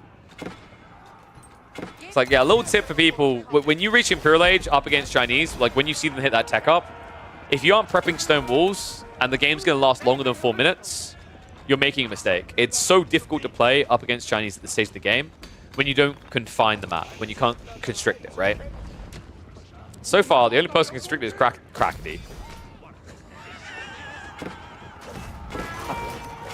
Well, Anno's going to get a freebie. Looks like the Trebs are going to be found. However, Nesta Bees are here. It's a choke point. Crossbows can stand their ground, so Anno will have to walk away. I think we all know where this is going.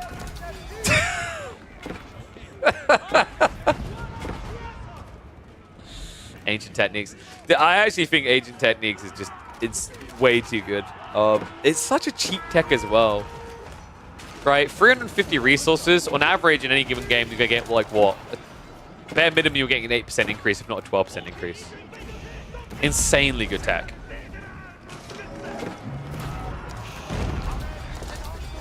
Anno. He has at least got the siege now moving up to the choke point. The castle still doesn't have an answer. Anatan, it feels like you can really see the strain on his gold at this pace, right? Like having to go one by one, never being able to like skip the queue and do 2 things at once, right? Mangoes, after the Culverins, then Bombards afterwards. And the problem is, by the time you tick 2 of the boxes, you're never getting a chance to tick 3 when this happens. Palace Guard, I honestly, I think Yuan Dynasty needs to just be changed. I legit feel like you could remove Yuan Dynasty, you could change it into something else, and China would still be fine. The 1.58 movement speed on Palace Guard is otherworldly.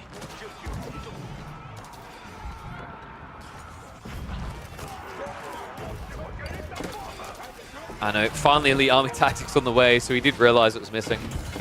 An interesting choice also being made now by Anatan. He's going into Hand Cannoneers.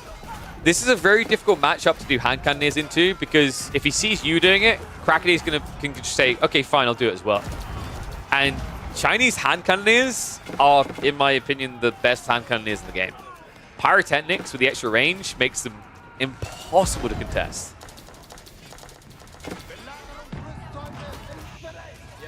That's got on the flanks. Oh, Anatan, dude. No, the castle.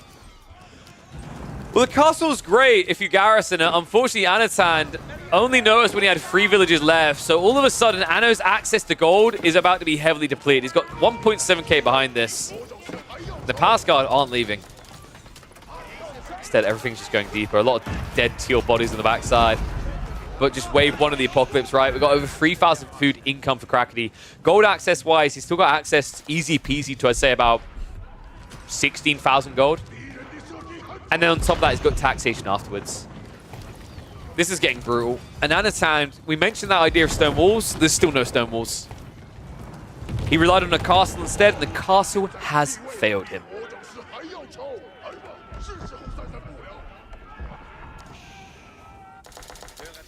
And there's going to be a leak over effect because there was no walls. Yeah, I'm wondering if walls could have made this just a lot more sensible for him, right? I think genuinely this game obviously wasn't absolutely decided as a GG in the feudal age, but I think it gave an insane advantage over to Crackity at that stage of the game. I mean, props to Anatan. He did do a good job of those fights, and the way he found those fights, and the way he kind of delayed the escalation point for the Chinese. Right, waiting for them to run out of food and then fighting on the flanks. But the problem is, at that point, you're not getting ahead, right? Like, you're playing to just kind of reduce the Chinese. That's always an uphill task, I find, right? Usually you want to try and constrict them, and the whole idea is they eat themselves alive by the fact they've got all these villages and nothing to do with them. But I think Crackity, one big detail on this flank, when he went for that quadruple outpost play, made it very hard for Anatan to find the wallop that would have gotten him back in this game. Credit to him for getting this deep, but at this stage, the lack of gold access is going to kill him.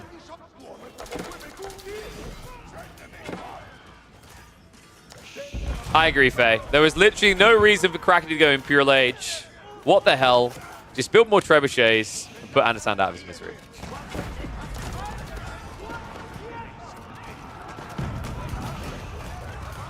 I think Crackity said earlier he felt he was really impressed by the way that Anatan microed those fights. Feudal Castle Age, right? So I don't want to discredit what Anno done, but the tough part is always this Arkan Chapel question mark and the Sheep Hall that just really stripped him of his timings. Breaks my heart when Anachad wants to play a 20-minute game, but gets no sheep, so he can't.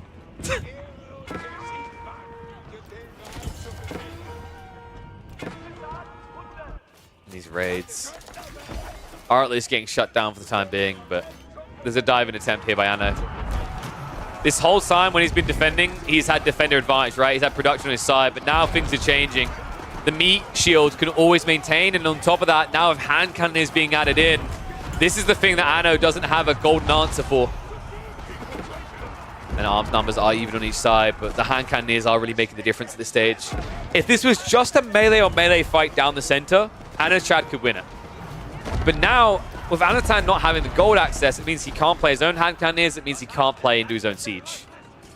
And oh my god, these Palace Guard are so freaking annoying.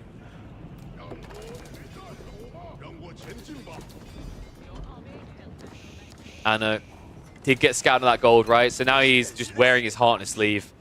The unfortunate reality is it's right next to Crackity's base, which means he's on the way with full force. Oh, what could you do here for Anno? You could maybe sneak through break through the the wood line, right? Just break the palisade wall and go for the gold over here. You've still got the gold in this area. It's like there's still some life left, but because there's no stone walls, time and time again, you keep getting found like this. Anatan just trying to dive in the base now.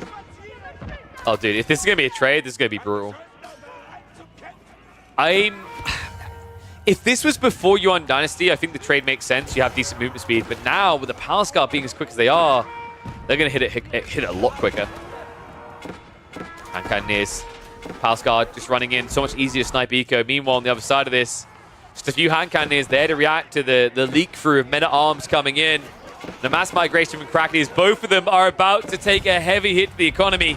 But one of these is a more permanent effect. Anatan down to just 85 eco, shrinking fast.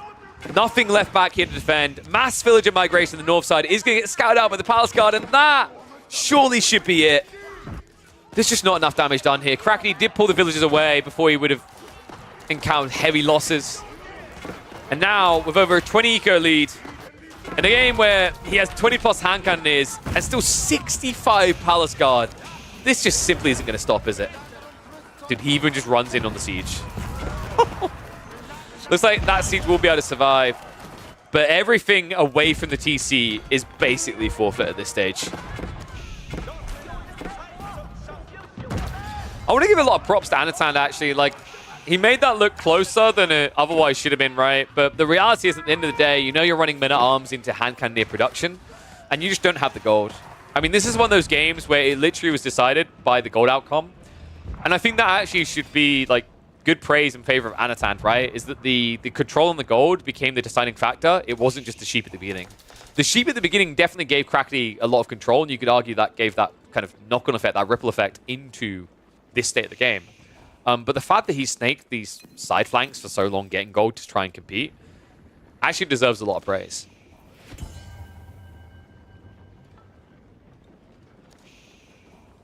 However, I think it's inevitable, Mr. Anderson. At the stage that we're at now, Crackney, it should just be a quick reboom with more hand cannoneers than he had last time. And Anatan, he has got this one pump together of 10 or 15 hand cannoneers. But that's going to be it, right? Like, we can see access is not in favor of him now with the way the map's been spread. And Crackney is now starting to tap those veins as well. How could Crackney lose this still? Landmark snipe isn't feasible. Like, this is, I think, another annoying thing when you're up against the Chinese. Like, if Anatan was up against a normal Civ, he might have considered just building complete Men-at-Arms army or complete Horseman army, and you tried to torch down landmarks, right? But, like, this is also a frustration against the Chinese, is that that really isn't an option. When you know they're going to have, like, what is it at this stage? You're going to have 6 landmarks to snipe down. It just almost feels impossible.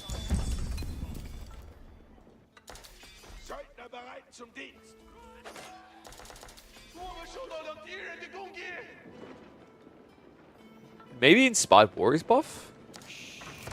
He doesn't have that coming though, right? No. Even Inspired Warriors buff would feel like quite the punt. I mean, it's not too bad if your mangoes can survive, I guess. It's a big if. I think one way or another, like, this feels like the type of fight that if Anatan loses in this choke point, game is pretty much called, right? Because at this stage, you can see his gold income is just abysmal. He's under 400 gold a minute. And access to these gold veins isn't really reliable at this stage.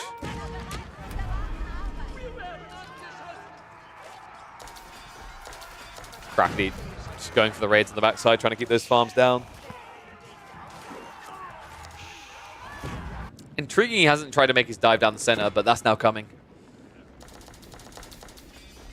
Double Bombard's actually a good way of dealing with the mangoes as well. The Culverin's going to have his work cut out. And it's all on its own, just one of them. Oh my god, dude, the Bombard... Clock Tower Bombards are absurd. Like, dude, come on! How is that even remotely reasonable? I truly believe this is still the dumbest landmark in the Chinese repertoire. Flash coming in. Hand cannoneers. Trying trying to turn the exchange in favor of Crackety. The pass guard numbers should be big enough to hold for a while here, but Crackety is going to have to reset and go again. I can't with bombards, like clock tower bombards, man. 360 health. Guys, like, the reason why I'm calling that out as absurd is, like, here's an interesting thought for you. If you get Siege Works, you basically have great bombard levels of health. Kind of bonkers when you say it like that, right?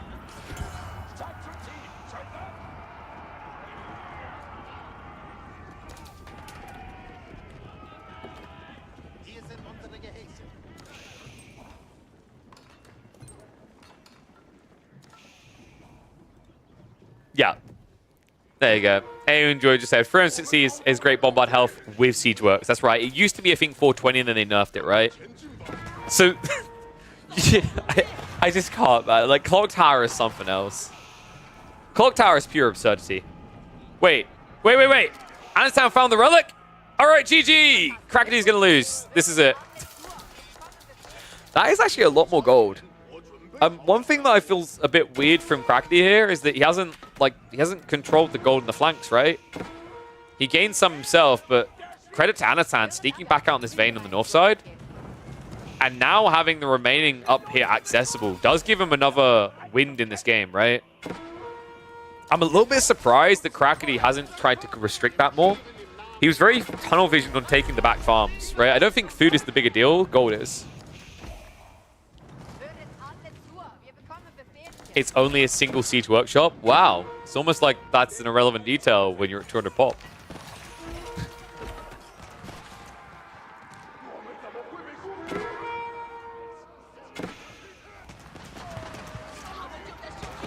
That's why actually I think if Iabits played late game, Adabegs would feel kind of busted, right? Because they can kind of get like a mini clock tower effect going.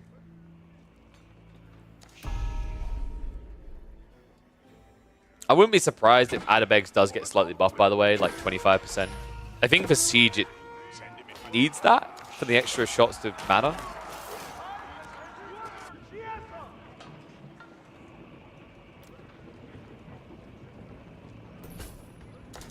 Yeah, I feel like this game should have ended a while ago. I'm just not sure if it entirely put it on Crackety not ending as much as Anatan somehow coming up with miraculous ways of trying to hold. But this surely has to be it, right? Like, it's 46 hand cannoneers. I do wonder if Crackety could have just done this sooner. I feel like he 100% could have just done this much, much sooner. But this is classic Crackety, right? He loves his PG so much, I'm surprised he's not the guy who says PG-12 at the beginning of the movie. But honestly, just spamming Pass Guard only held you back from the win condition. Now that you're in mass hand cannoneers, this is done. This is why I was calling it. Like, I was starting to doubt myself, like, have I called it too early? I don't think I did. I think it's just Crackety wasn't going for the mass hand cannoneer to just end the game.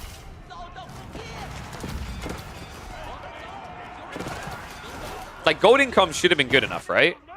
Because he had the flank golds, which he eventually played onto.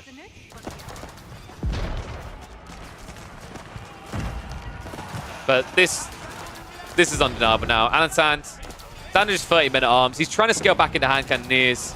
It's unfortunate, actually. If he had another minute or two, I could have seen a world in which he kind of gets enough together. Even then, though, you're talking about pyrotechnics. Yuan Dynasty hand cannoneers. It's difficult to compete with that. And that's going to be it. GG gets called. Crackety will take the dub on Cliffside. Well played to Anatan to hold on as long as he did. Unfortunately, with no long-term gold access, always felt like this was trending against him.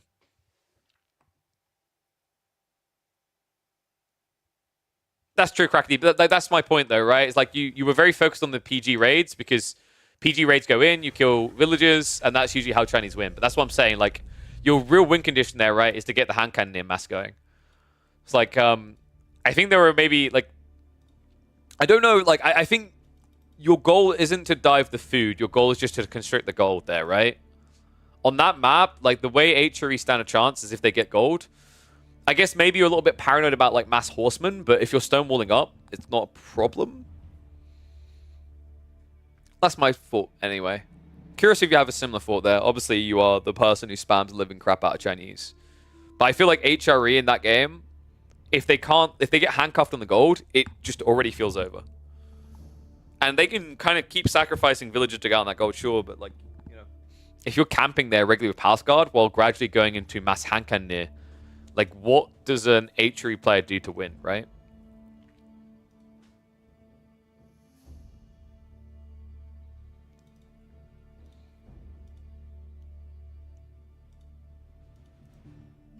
I don't know. Did I do Anatan a disservice in the early game? I think we were like fair to the game for the most. We memed a bit, but overall I felt like we highlighted the good points of him quite well.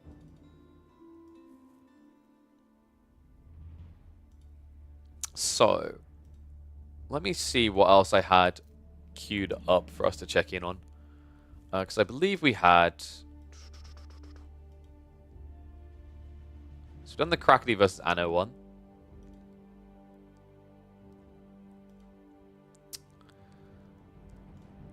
There was an Anatan versus SAS game. Do we maybe do the Recon versus Kiljadi game?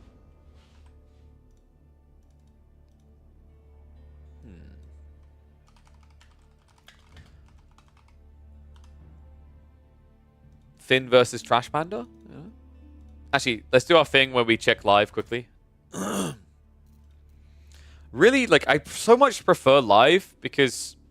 Even when I try, like, I don't know what is recently. I feel like more often I accidentally sneak a detail that I don't want to see about the outcome of the game. And I hate it. I don't want to, like, spoil it at all, right? I want it to be a full secret for me. Yeah, kind of annoying in that regard. I really wish they'd add a spoiler-free mode. Okay, so let's have a look here.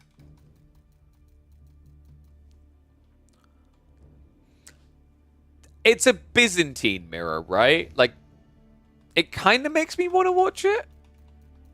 There's Voldemar versus Kiljadi going on right now.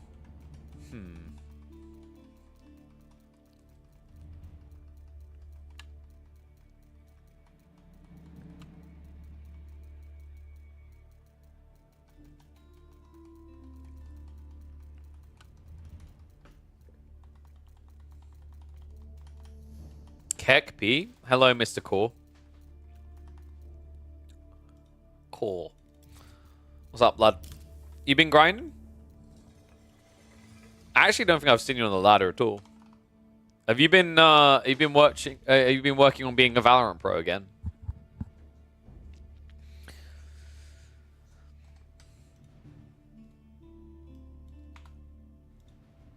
Oh, big stretchy. You play some H-Re here or there. Oh yeah, I can see that. Coach Core. H-Re, H-Re. Mainly H-Re and Roos in your free-for-alls, right? Oh, hold on a sec. Yeah, you had an Order the Dragon game a few days ago. Oh, whoa. Is that legal? Are they? Well, I mean, I guess they're technically still HRE. I'll allow it.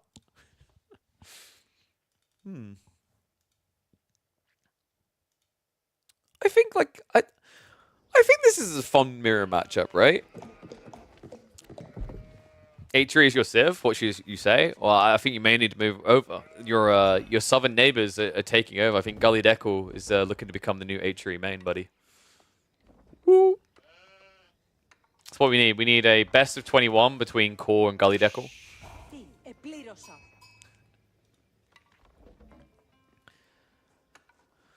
Yeah, I actually think that's what the AoE4 world is missing. We need a best of 21, HRE only, between Core and Gully Deckle. All right, with that painful thought in our brains, that makes the idea of a Byzantine mirror sound a lot more exciting, doesn't it? We've got Voldemar going up against Kiljadi on Highview. Had to check this one out. I feel like the Byzantine mirror is a more interesting one because of the additional options you have compared to other civs, right? Makes for some potentially very spicy choices, especially considering like we just had a tournament where you couldn't do mirrors. So the idea of like how the Byzantines were evolving across the Elite Classic 2 versus like what you can actually do now when you're in a mirror, like we weren't seeing that natural evolution where tournament play informs what people do on the ladder. That simply didn't exist because if one player picked Byzantines, the other one simply couldn't have it. So I'm curious to see, with the switch being a move towards mass javelining, I feel like is now the go-to. Like I would say Silk Road contract comes out more often than any other. Is that something we're going to see impacting upon what happens in a mirror? Right? Because I feel like Byzantines, it felt really bloody good to go Western contract in a Byzantine mirror. Because you could always defend well with Lombos, and then when you got Landsnecht in those late game comps involving things like Limitane and Varangian, Landsnecht felt unbeatable. And that's without even getting onto the idea of Streltsy and also volley of Lombos, right? Like, it just ticked every box if you thought the game was going later. Always a chance this one doesn't, though. We're live from the ladder on this one, so we're not going to have our speed up we sometimes do. We are in high view, which we've watched 1 or 2 games on. And, you know, like, sometimes I just want to take a deep breath and say, I've seen enough high view after watching just one. But in this case, I'm willing to make an exception. Because I think Voldemar, although he will sometimes take a greedy approach, if he's given an aggressive player, he will engage with it. And I think, if nothing else, it's fair to say that Killjadi categorizes as an insanely aggressive player who will be aggressively eating berries in this one. So no Hippodrome. Yeah, that was kind of step one I was wondering, is like if Hippodrome's viable. In fact, here's kind of a thought. Like, we got Crackety in the chat, right? Like, Crackety, you play a lot of Byzantines. You've right now got quite the big, eager feelings around this Hippodrome, Lombo kind of rush timing, or like early feudal timing. Do you think in a Byzantine mirror it's viable to do Hippodrome at all? Because my thought is, like, against Limitane, it almost just feels like a death sentence, right? And also, if you're behind on Mercs, you can't break bases very easily. And if you're Grand Winery versus Hippodrome, Grand Winery is always going to have like an extra pump of Javelins or Lombos, right? So it makes it very difficult to breach. Because my feeling is, like, in general, Javelins feels really good against Horsemen, right? Like, I think it's another reason why we're seeing, for example, if you do Delhi matchup, instead of going Lombos, you see a lot of people go Javs. It's like, it's a much more tanky unit up against Delhi Archers. And, you know, although you're missing out on the bonus damage versus Spears, what you're getting in return is, like, additional base damage against Ghazi. So your effective DPS is better in that matchup.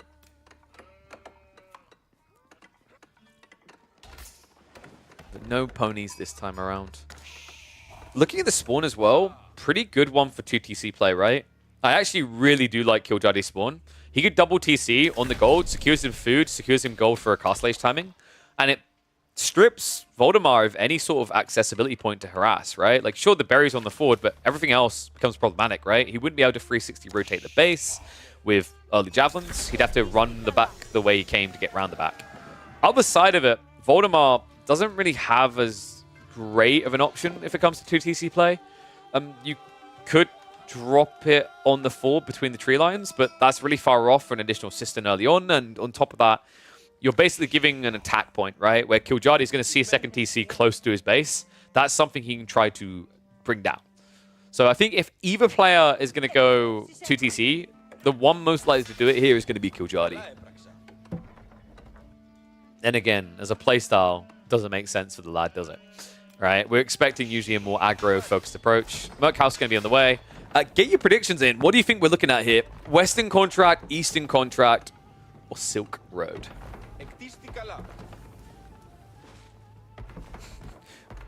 Wait, do you actually get tickets if you delete your own units with Hippodrome? I've never tested that. I feel like I'm being trolled. There's no way, right?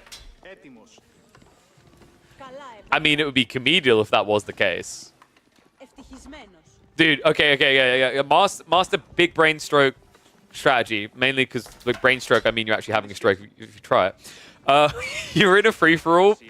You're transitioning to Cataphracts. You delete all your Limitane along the way, and then all of a sudden, boom. You've got maximum Triumph Charge Cataphract. Vamos. Jesus Christ.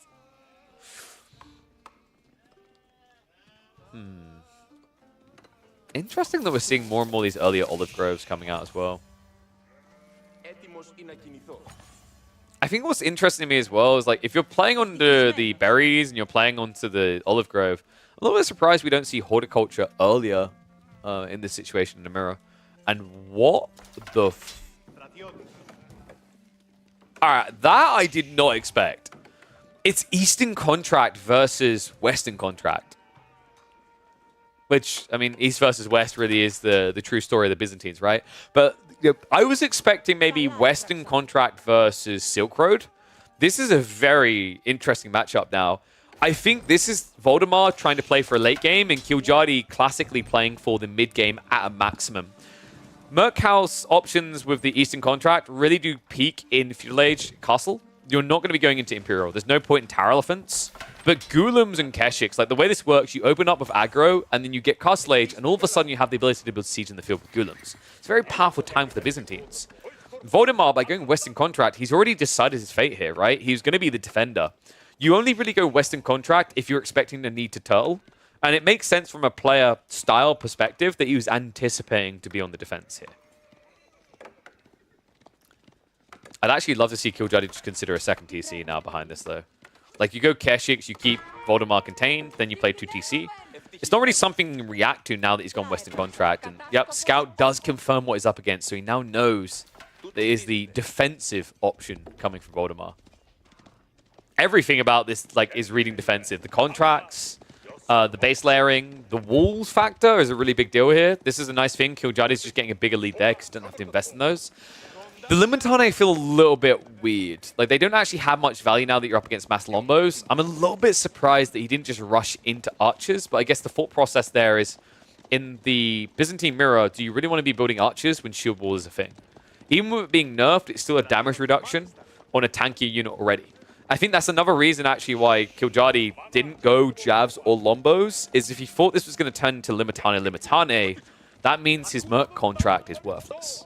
Well, not worthless, but definitely worth a lot less. Yeah, so worth less. You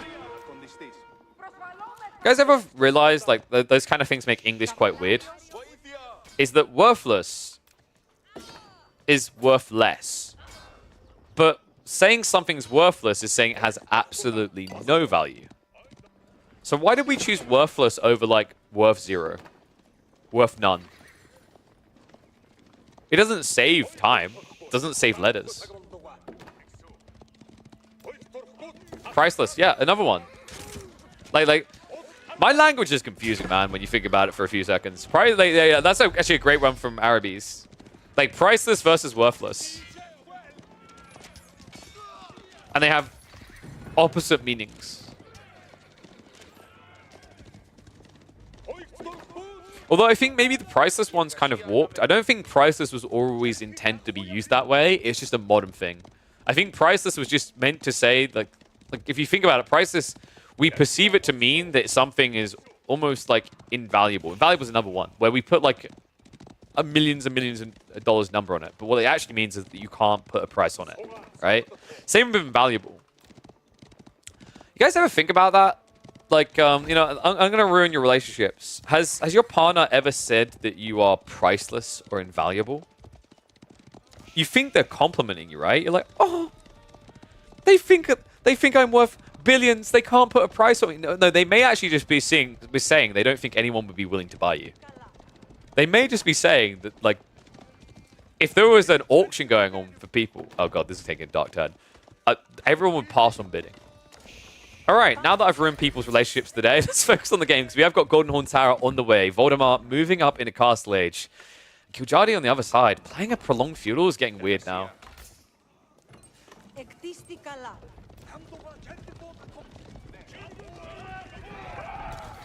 I mean, I guess in a relationship, someone not being willing to pay for you is probably a good thing, if you really want to explore that deeper. But I'd rather... I think we should probably look at the game. At the same time, that's also saying, like, you're not even worth taking out for a meal. So, okay, now we're just going in swings and roundabouts on this analysis. So Killjadi needs to identify that it's a tech up, right? He's actually holding a decent amount of resources in reserve, so although his time is going to be later, I wouldn't say he's necessarily crippled by this. He has decent map control, so he can block out these relics, and he can now rush towards his own timing. And if he has map control like this, like, he's up against Lombos. Voldemar's not going to want to rush out against this. It's very dangerous to do so. And that means that Killjadi could easily look to yoink all the relics on this map. Does need to park someone on the right side relic, though. I'd love to see him send just 1 or 2 horsemen over here to guarantee that relic never gets picked. Because that's the goal now for Voldemar. Voldemar's win condition at this stage of the game, like how he actually gets through this, needs to grab at least 2, preferably 3 relics. Nice little opening exchange here. Limitane get a little bit too close. Voldemar very disciplined. Not coming out too far. Contains himself. Outpost actually shoot him. I think he actually got a little bit of a viewing party on those cavalry units coming in. Now, with them showing their faces, Voldemar needs a lot more Limitane coming out. It's going to be a dive in. Look towards the farms as well. Outpost being torched down by the Keshiks. Limitane just holding on. Looks like actually the Keshiks weren't here against the Limitane, so big mistake made there by Killjadi. Just peeling off, going for all the villagers instead, when really he should be looking to deal with these Lombos as well. Akratoy gets activated. Losses are stockpiling. That's 3 villagers down, but a heavy loss as well for Killjadi. I don't know if I agree with the way that was handled. That felt a little bit neglectful coming in from Killjadi. He throws away the entire army on that dive. He barely hits the Lombos. He forces a bit of idle time, but now your tech up's about to complete. You've got 0 units in this game. And Voldemar has 2 monks. All of a sudden, we could be looking at a 4-relic game for the kid. I feel like that was wholly unnecessary. Wow. You know, Killjadi, like, if you want to do something like that, what would have been a lot more impactful is just building a Kara Siphon. Legit, if this is your strategy, just build a Kara Siphon. Get 1 ram in here, burn down the outpost, make it clean, take your time about it. Realistically, all your opponent is doing behind this is building Lombos, right? Like, sure, Limitane are getting added in, but it's mainly Lombos. That's playable into a mass. And you're denying the goal, which keeps him off of Varangian, keeps him off of Monks, keeps him off of a lot of things. But instead, this dive-in, you know, he didn't even find that much value splitting to go on the backside. I think what happened is Killjadi didn't really show enough respect to just how good Akratoy is. That +2 armor, when you don't have Hippodrome and Mass Horsemen send it like that, it's a world of difference here. Even with the Bloomery at that stage, your damage is being reduced by 20%. You're not going to get that many eco kills. And I love the reaction by Voldemar to not just use Akratoy to turtle, he used it to attack. You get +3 damage on your villagers when you activate it due to getting +1 each age. That made a huge difference in the hold there. Killjadi, now as a result, is staring down the barrel of a 4-relic game at this rate. 2 more relics already on the way home. That 3rd one on the left side sees easy peasy to grab. And Killjadi, for his troubles in return, like, he hasn't even started playing relics yet, right? Like, after you lost an army that big, you can't just run into greed. You actually have to build a new army first. Wow. I think Killjadi's got a difficult situation ahead of him. I wouldn't even be surprised if he considers going 2TC now, but he needs an army before he convinces himself of that, right? Olive Grove count isn't really that much better than Voldemar's. I think he has got maybe 1 more. We got 14 versus 14. Wow, they are neck and neck. Guess what Voldemar's up to, guys? It's time for a trek to go all the way around to the back of the map. Probably look for the Sacred Sites as well. Meantime, Lombos are going to dive in. Limitane and Varangian will tank up the outpost. Killjadi trying to move forward with his own Varangian here. Limitane and Varangian are going to move across, though, and this is the type of clash that Killjadi, I don't think he really wanted. The Lombos at this stage are a premium unit. 10 damage per strike. Even the Varangians are taking half damage against that. The Keshiks are irrelevant at this stage. Veteran Keshiks, just not tanky enough. Numbers not big enough. Lombos are at least going to be reset because it is defender advantage, but this is a good trade for Voldemar, right? Like, Lombos long-term don't really have substance in this matchup. So getting a reasonable trade to throw them away is worthwhile to set you up for the next wave. Behind this now, Voldemar with this many relics, the fact that he went for Western Contract, the fact that he's seeing Mass Varangian, what makes this really good for him now is you could even consider adding in the Landsknecht as a follow-up. Zerk mode activated. I think Killjadi, that's like as good of a fight as you can ask for after you threw away your army the way you did. But now when the dust settles, right, like, you've got to think about long-term access to your mercs. It matters a lot here. For now, Voldemar is choosing to go more Lombos. And the reason why you're seeing him go Lombos instead of straight into that Landsknecht we highlighted is at this stage in the game, if you rush into Landsknecht, your opponent is going to kill you because it's glass cannons, right? So he needs to get enough Varangian together. But mark my words, when Voldemar has like 20, 25 Varangian, that's when you can just spam out Lansk. And because Killjadi's contract choice, because of his unit comp choice, he doesn't have access to any range units. He didn't have any clean way of sniping down those glass cannons. Another nice thing about actually having the Lombos in the meantime, right, is if you just keep defending, if you keep turtling, it's much easier to just kite deeper into your base as reinforcements come out. Like, the moment where Voldemar wants to attack is where Landscape makes a lot more sense, but from a defensive standpoint, this makes his game quite comfortable. Killjadi. Now getting those crossbows ready. Man, dude, this feels so bad when your opponent's got Western contract. Especially when you lost so much meat. Right, so many units died in that fight. And this is what I was highlighting, right? Like that fight, despite it looking decent for Killjadi, look at the aftermath effect. 22 to 44 military. A few too many arms and legs being thrown around in that fight by Killjadi. And food is now becoming a problem. He's got the deer in the backside to try and keep him alive and vibrant. System level is up to 3. Meanwhile, on the other side, Voldemar, he's still at 3. He needs to actually go up to 4 soon. Plenty of berries for him to access. Playing it also to deny on the other side. Moving in. Killjadi about to go idle on the farms. Looks like he did actually send some cavalry units in for a trade. So he's at least blocking some stuff out here. But Limitane and a few Varangian are moving across now. And there's enough Lombos to start diving in and doing some damage. Crossbows getting target down. Nice micro there by Voldemar. Just trying to keep that crossbow count low so that he can then go in with a Varangian afterwards.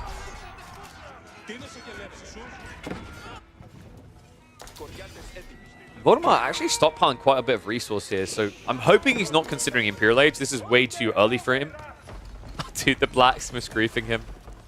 That's unfortunate, but once again, dude, Akratoy is doing so much work in this game. It's allowing him to not have to overreact with army, right? A little bit of breathing room means Killjadi has actually been able to march out, but with this march out, once again, defensive advantage is going to begin to kick in for Voldemar. Lombos. Just kind of the MVP in this retreat, right? Just getting a few freebies out. Okay. I praised him for not overreacting. Voldemar actually sent quite a few troops to the backside, but luckily for him, Killjadi now backing away.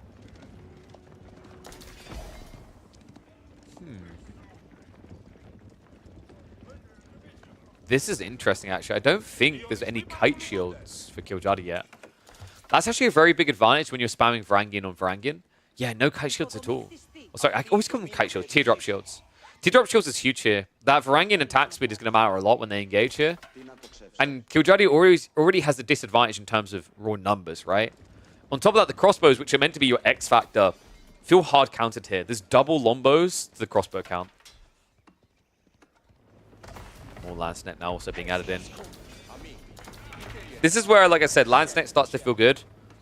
You're noticing that he's not prioritizing it with his Merc House. That's because you need enough Lombos to control the crossbow mass now. But like these Landsnet just getting added in complementary by the Golden Horn Tower is actually a really big deal here. When you can just first engage with Varangian. Like the micro point that's important for Voldemar, send the Varangian in first, then send 6 Landsnet in on a slight delay, and all of a sudden you're just going to watch the enemy army flop.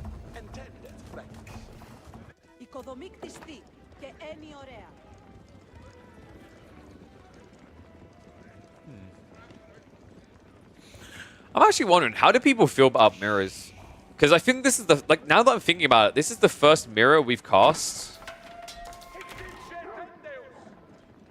in a very long time. We've been watching so much Elite Classic. Everyone's just, like, been dodging being in mirrors. We've been dodging casting them. I'm not sure how I feel now that it's back.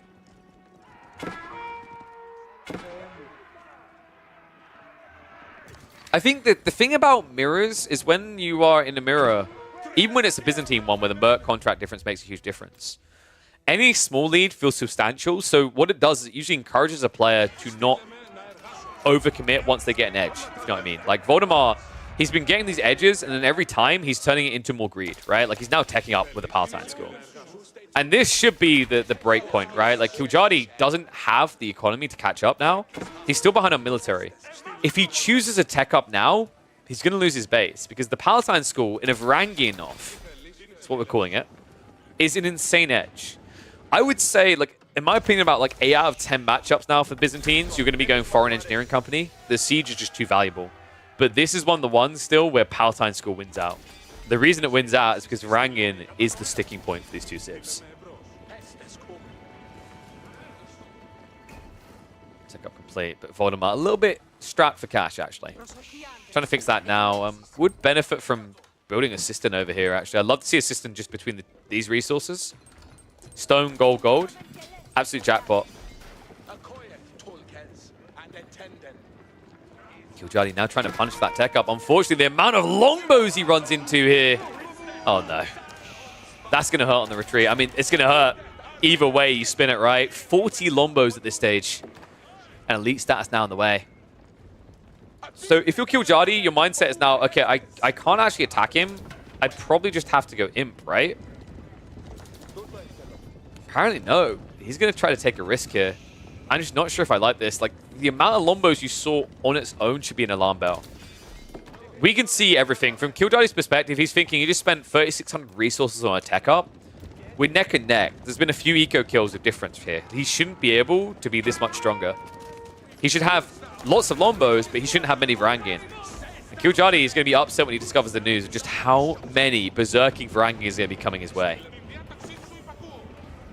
So at least that's in for the Lance and the lombos. Varangian yet to be upgraded, just came through. This is it. This is an easy break. Voldemort is going to march in. Lombos immediately target the Mangonel. And that is not getting out in time. So Siege is gone. Crossbows have to stand their ground. It's not going to be pretty, though. Berserk does get activated, but it just feels like a moot detail at this stage. This game is most definitely over. Voldemort making it look all too easy in the end. Western Contract, guys.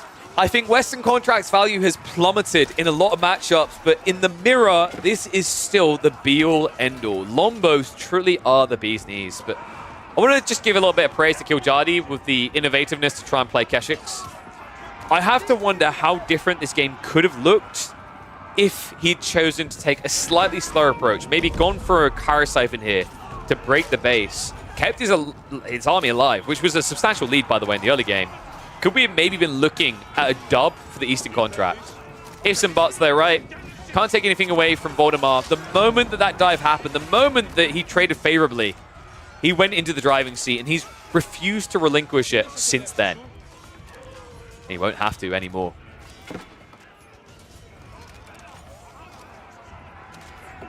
Let me know what you think about this, by the way, guys. If you want to see more mirrors, like I said, it's very rare we see them, so in some ways it might be refreshing. And what a refreshing take this is. Voldemort just able to actually prove that being the defender is still very strong in a meta that right now feels like it's dominated by aggression. Whew.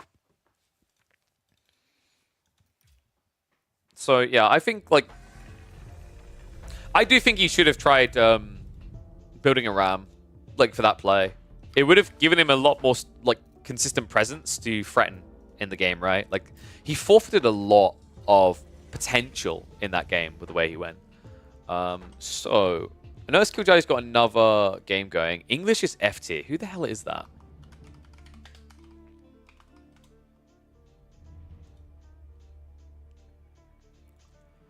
It's a Swedish player. Is this Baltoon?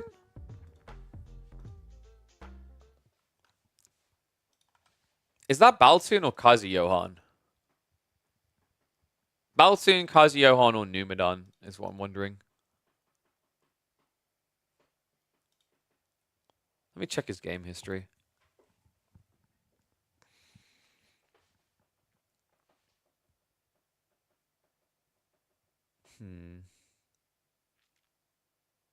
I don't think it's Numidan. I think it's either Kazi Johan or Baltoon.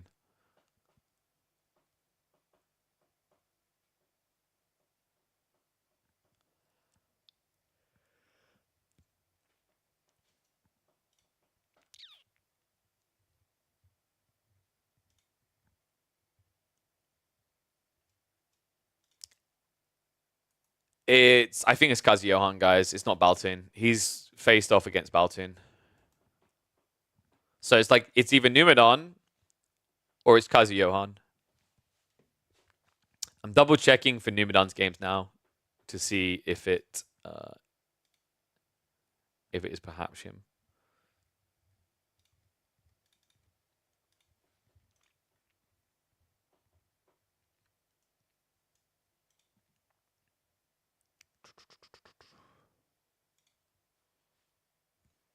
Wish there was a way to filter by opponent.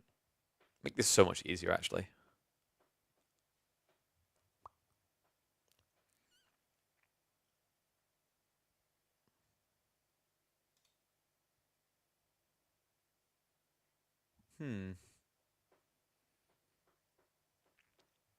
How is it that this account hasn't matched up against Numidan or Kazuyohan?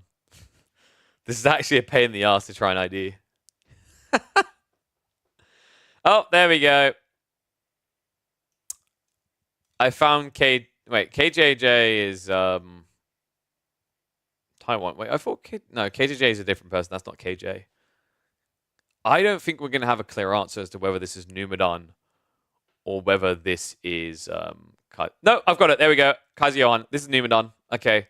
So we've got Numidan versus Killjadi then. Interesting. We solved it. We are officially a detective. All right. Let me update the tile then.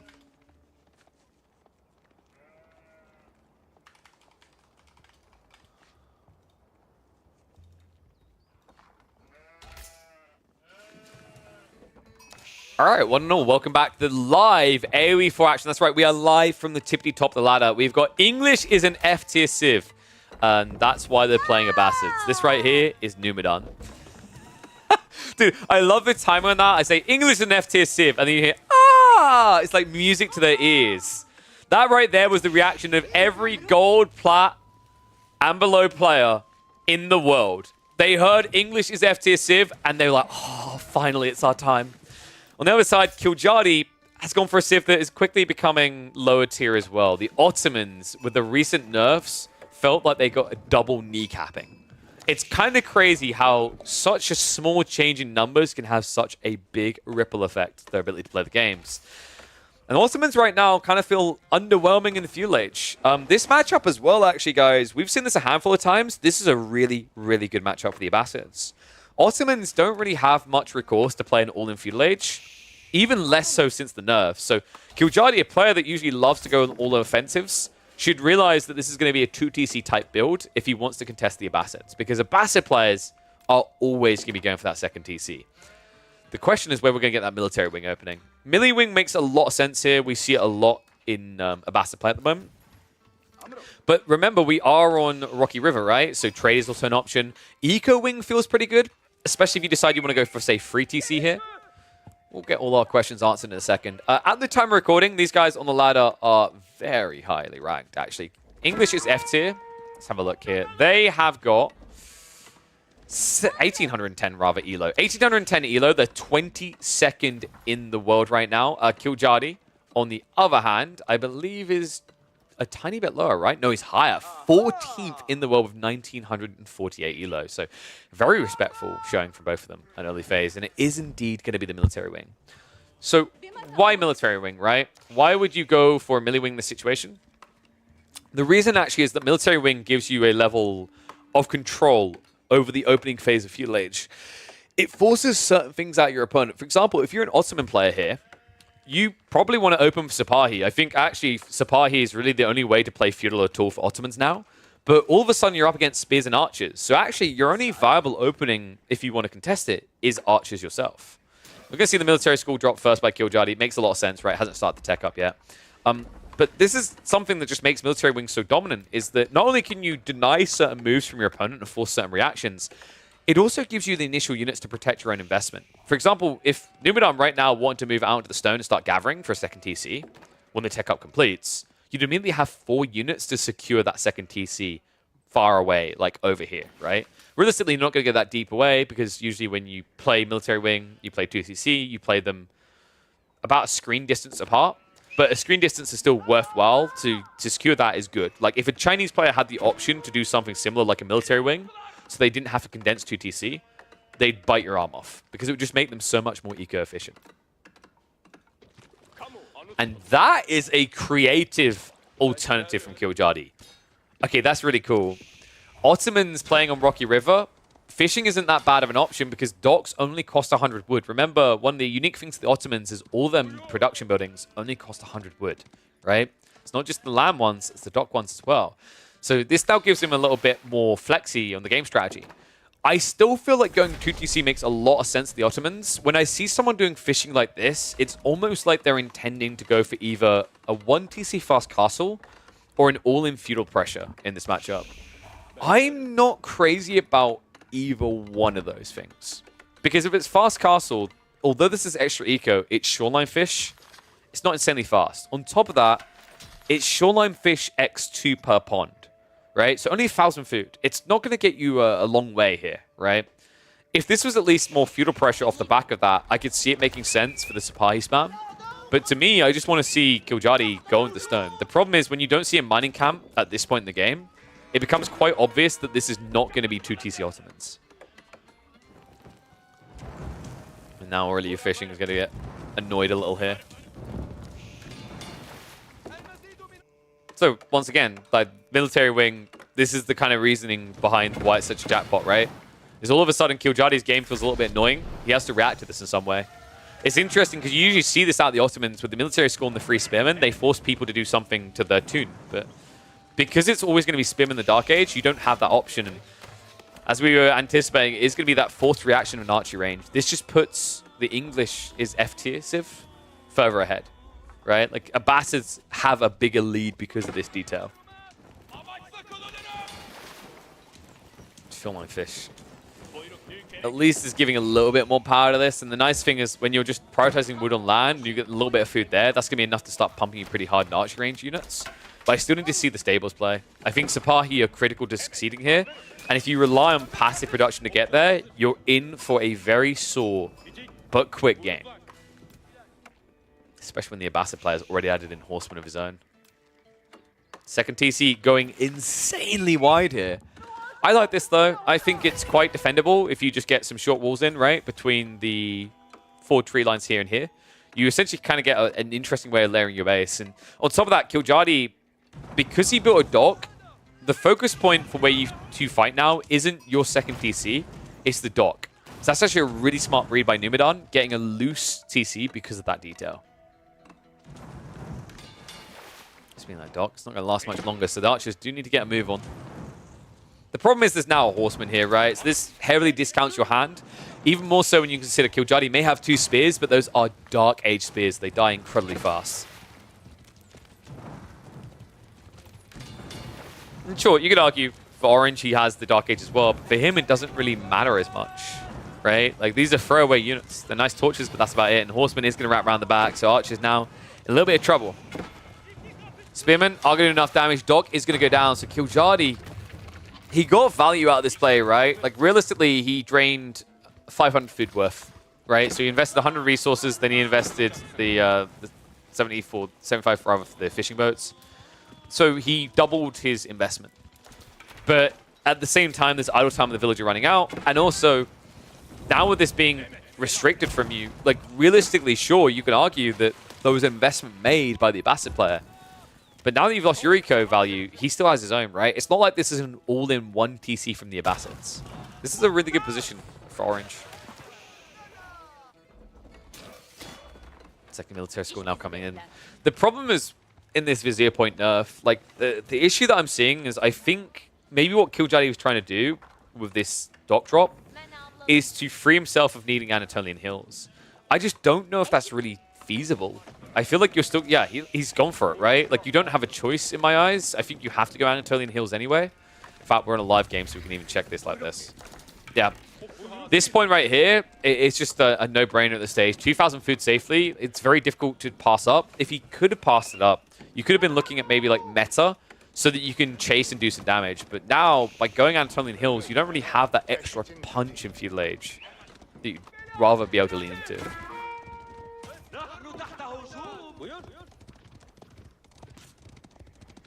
So, longer this goes in Feudal Age, who does that favor more? If this goes, say, 8 more minutes in Feudal Age, it's really good for the Abbasids because they went military wing with the boot camp, switching over in like mass archer, mass spears. You feel really good about it. And also, if you scale to a point that you have like 30, 40 archers, metas aren't going to feel that great because they can be insta-sniped. On the flip side, let's say this turns into 20 more minutes of Feudal Age. If Killjadi could like go for a second TC, I wouldn't mind his position due to Vizier points. The problem is that second TC detail, right? Like, you're already seeing it paying dividends. Between fresh foodstuffs and the fact he's on berries, he's already up 6 villagers and able to afford this many horsemen. By comparison, Killjadi is only passively producing Sipahi. This is like you're trending towards a death sentence. I think Killjadi is going to have a very big question that needs to be answered in 5 minutes. That is, how do you live? And he's going to find himself a bit tongue-tied.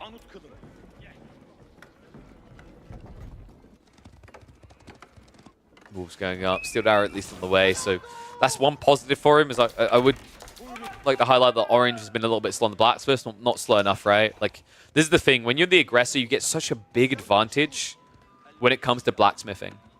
If you're the defender, you actually kind of have to knee-jerk reaction prep blacksmiths ahead of time to make sure that you have the defense and get into the techs, right?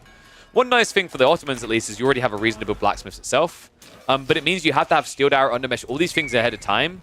Because if you're not coming out your base, you don't have the bandwidth, you don't have the extra room to get away with a late tech.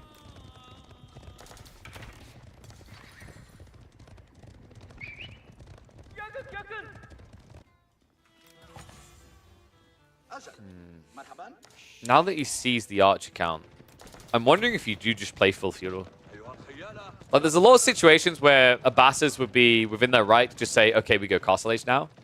I don't feel like this is one where it's necessary, though. Like, funnily enough, I think that's the one way you might lose this game is rushing Castle. If you continue to just keep scaling into military mass to kind of mirror what Killjadi is doing here, you have a very easy way of cruising into Castle another 6 or 7 minutes from now when you naturally have a big enough economy that it just happens, right? But if you rush towards it right now, there's going to be an opening where Killjadi could end the game. So I love to see this coming out from Orange. Even now adding in the spears as well. Not really that necessary, to be honest with you, with the passive production. But I think what happened is they saw Sipahi and they panicked a little, thinking, okay, this is actually going to be like Sipahi spam. That's the best thing Ottomans can do. And Killjadi Fedis has now added in the stables, but funnily enough, even with that stable add-in, it doesn't really feel that fast, does it? Right? It's still going to take you 25 seconds per, and it's only a single stable.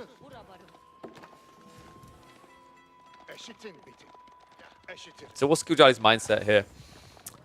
He's reached a point where he understands that Orange isn't going to dive his base, so the archer mass he's built has a little bit less value. And now the Sipahi switch, his goal is to catch Orange moving on to loose resources a few minutes into the TC timing, right? So we're talking the deer and the berries and the ford. Once that happens, like if he times this right, the Sipahi can actually just completely scrape away this eco lead that Orange has built up. But it's all about timing. And you can already see he's scouting out. This is the first time that Killjadi sees the TC. That's unfortunate. It was the correct read.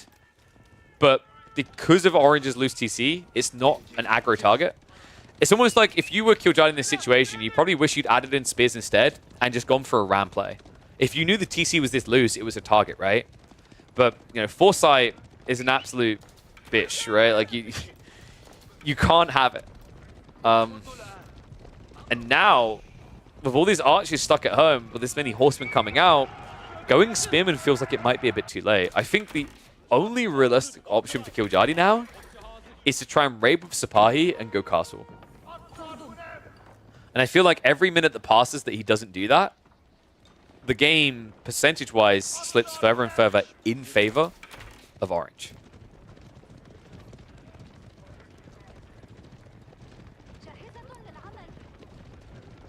Alright, what do you think, guys? 1 or 2? Abbasids 1, Ottomans 2. Who's taking this win? Because like I'm getting a bit worried for Killjadi's position in this game. Like let's do a Vizier point comparison of where he's at now, right? Like he's only gotten the extra points to go into the military campus. It feels like with a mass this big, you'd think you'd actually already have something extra, right? But it's just the way that this Civ works now with the nerfs to Vizier points, it did cripple them pretty hard. This horseman mass is just absurd. 22. More coming.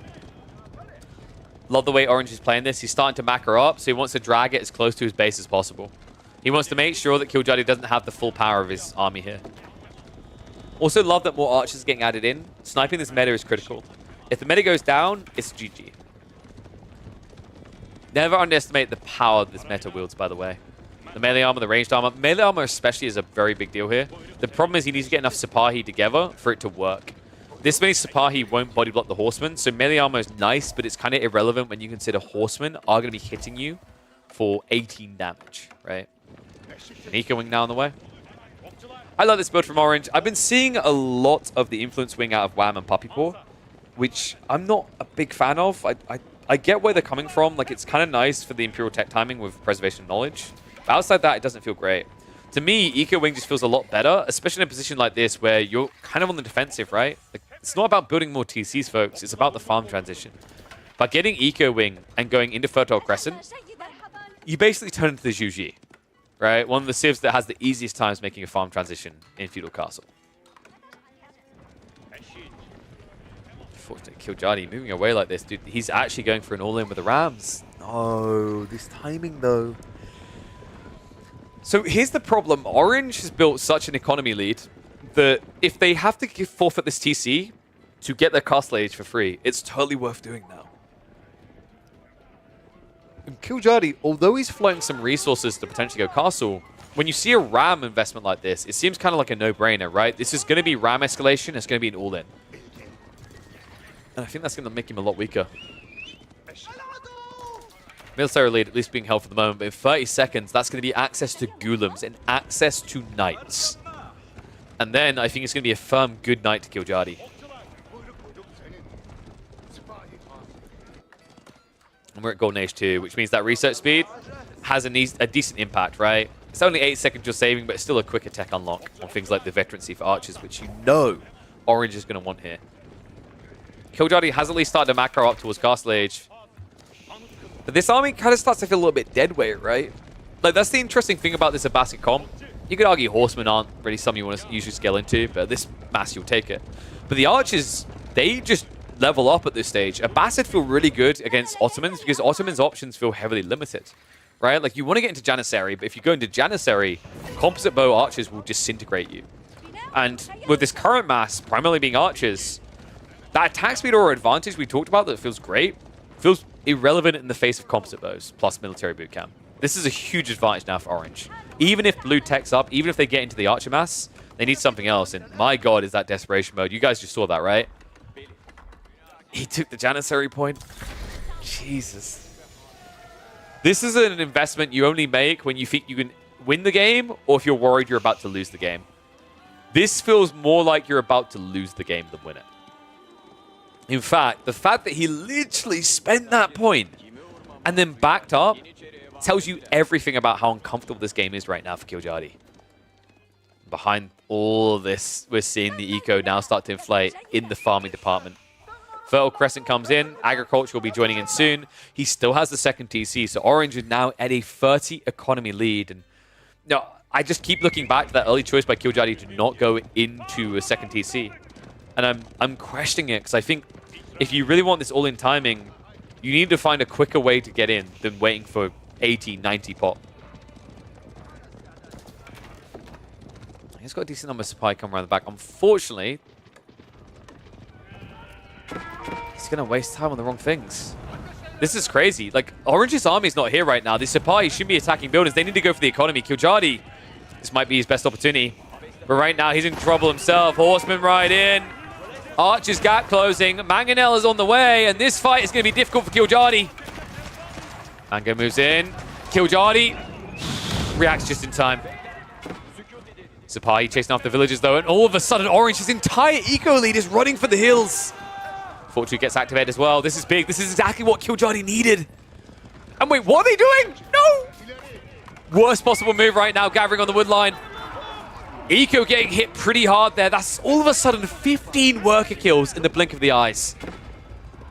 And Archers and Horsemen are now split. So this is an opportunity where if Killjadi just actually wraps around the Sipahi, gets him with the Archers, he could break the main army. For the time being, though, he has to be breathing a sigh of relief.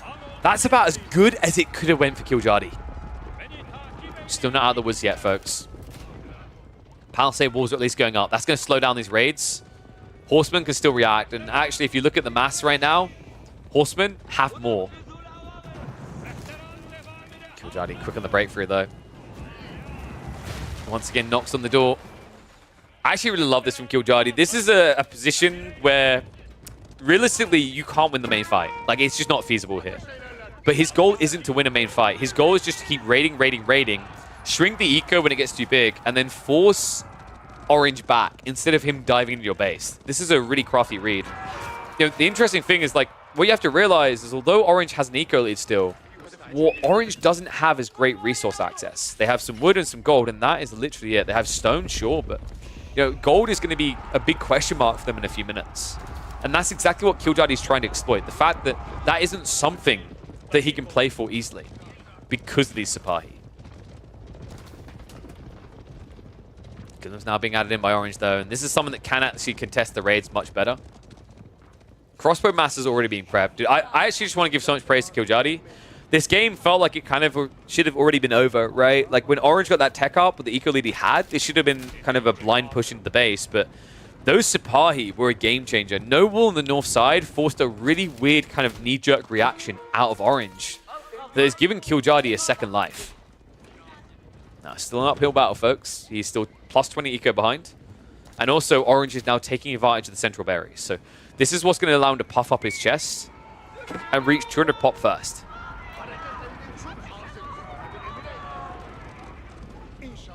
Siege also becoming a little bit spooky.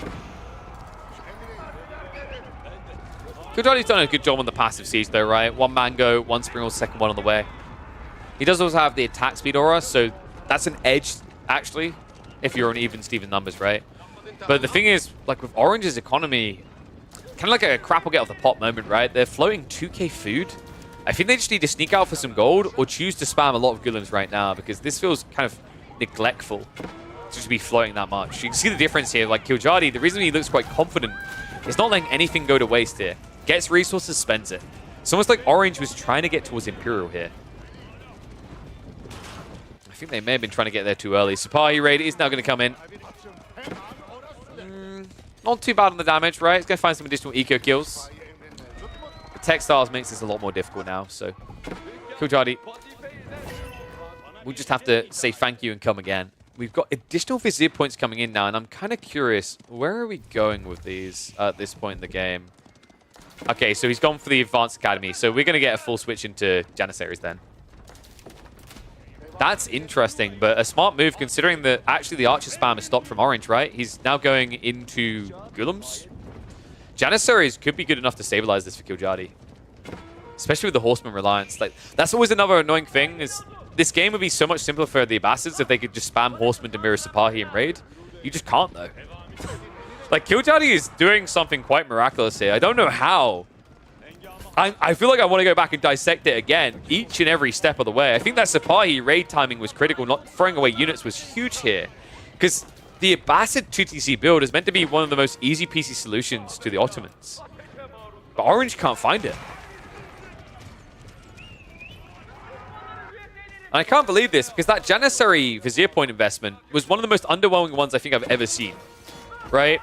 At least in terms of it didn't get a fight, didn't get anything worthwhile, but it was the security being taken out, an insurance policy by Killjoy that's allowed him to now get to this stage in the game.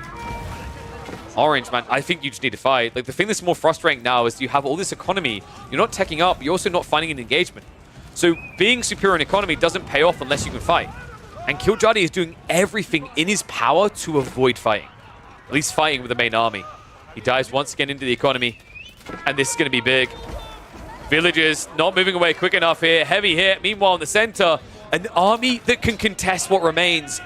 Orange, critical blunder. He sent the Horsemen to chase instead of just producing Spearmen at home. And now means he's going to lose the army in the center. Let's turn around to fight, right? The gap close. Coming in a bit too quick. Killjoy now in a confident position where he could even consider just going for a tech up. And it's important that he does it soon, right? Like, he hasn't commenced with a full farm transition. He's playing deer and berries on the flanks. He doesn't have much food income, but at the same time, when you're popped like this as the Ottomans, what use do you have for food? And Sipahi raids are finally going to get cleared up, but not before they find the wallop. Ladies and gents, they are now neck and neck on economy. Killjoy got exactly what he needed out of this and more. And Orange, all of a sudden, a tech up isn't feasible for them either. Look at the food income after that raid. Full idle time. And all of a sudden, we have one hell of a game on our hands. Killjoy. It's like a signature move for him at this stage. Rams coming in. Siege Engineering was prepped, what, 10 minutes beforehand. But now he is ready.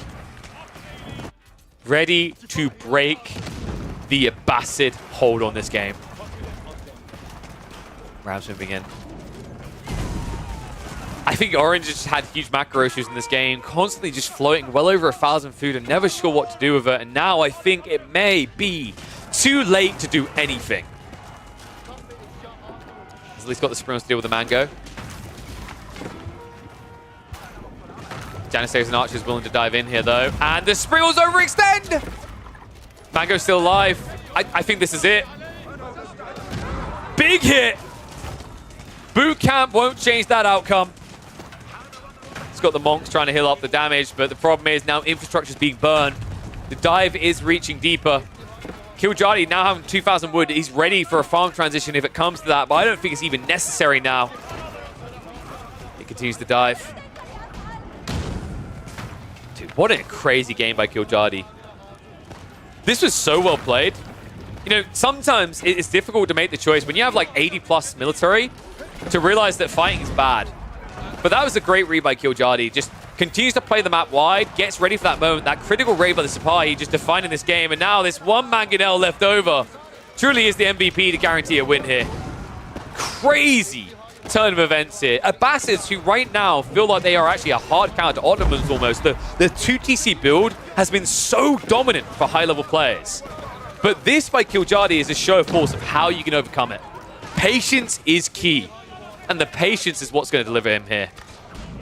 Mangonel just clearing up what little remains. Rams continue to just dent the entire base. And Orange, he's lost at this stage. He doesn't know what to do with himself. Raids hit the backside again. And that is going to be a GG.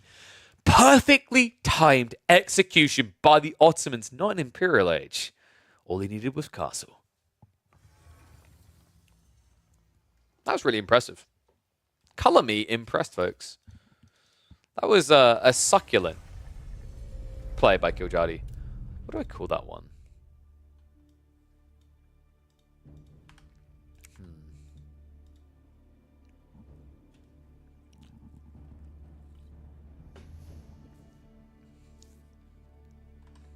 When all in doesn't work, I just go all in. Hell yeah. Yeah, I was saying, like, I was kind of surprised, Killjadi, you didn't go for 2TC, though. Like, that matchup, Abbasid versus Ottomans, is usually 2TC versus 2TC. Did you just not want a late game? Because I'm wondering if you would have been better served by that. I think that patience paid off, though. Just literally waiting for that one foul strike with the Sipahi completely ruined the game for Orange.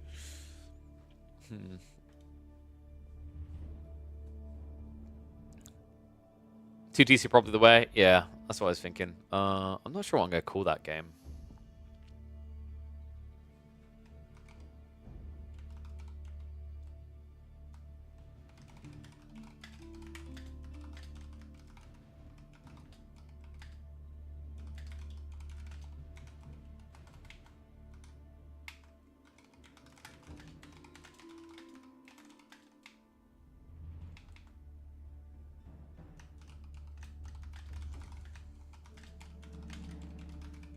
All right. Do you guys know why so many people now go Trade Network as Ottomans, or is that just gold people not knowing how to play them? Not many people go Trade Network. I would say not many people go Trade Network at all. So yeah, that is definitely not meta. Madrissa's way too good to pass up.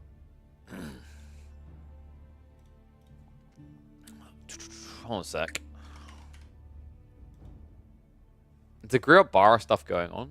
Oh yeah, it's going on. Like, I think some people are playing right now, but yeah, doesn't look like a balanced matchup. I can't remember the exact number on the food per minute, but like you get berry patches that you gather from 50% faster, right? So 50% faster, 0.66 gathering rate, cruise, 1 food a second. 4 villages is sustainable on Madrissa, remember correctly. So you're getting an extra 400 food, right? That's the way to think. Like, I'm pretty sure it's 4 is sustainable on Madrissa. If you do 4, you never run out of food, if I recall correctly. So, like, It's a very, very powerful play. I genuinely don't think Madrissa is ever going to switch from being meta until they change the other landmarks. Try 92 food a minute if no movement. You can run 5? Yeah, but like, wait. So how's your math running into 295 there? Because if you, so 0.66 food a second, but it's a 50% increased gathering rate, right? So you go up to 0.99, let's round up to 1. So that's 60 food a minute. Oh wait, I think I missed math. Yeah, I done idiot math, ignore me. I don't know why I said 400 food. Yeah, so it's 60 food a minute. You can sustain with 4 villages easy peasy. That'll be 240 resources. You'll cap at 300 if you can do 5. But usually the reason why people do 4 is because if you get your ecotech level 1, which you usually will quite quickly, then 5 villages will exhaust the berries. So 4 is usually a little bit safer. And then every once in a while you can bring in an extra villager. So yeah. I feel like usually I see people go 4 because of that choice. Anochad? Sup, Lara? Did I review this weekend's tournament matches already? Yes, I think we went over it a little bit at the end of the stream yesterday. I talked about it a bit. Nothing like... I don't know how long it was. I think we spent like 40 minutes or so. 40, 50 minutes analyzing a bunch of things. 4 English players? Dude, like, whoa. Free-for-alls? Who wants to watch free-for-alls? Lame. Who plays Mongols in free-for-alls? What the hell? What the hell? Is Anatan just playing Challenger mode? Like, what's going on here, man? Mongols, a lot of people think Mongols are like the worst civ in free-for-alls right now. Because, like, it's so difficult to get through the early game because your king just gets sniped really easily, right? Compared to other civs. I don't know, man. Do we want to watch some free-for-alls? I always feel like free-for-alls are so slow.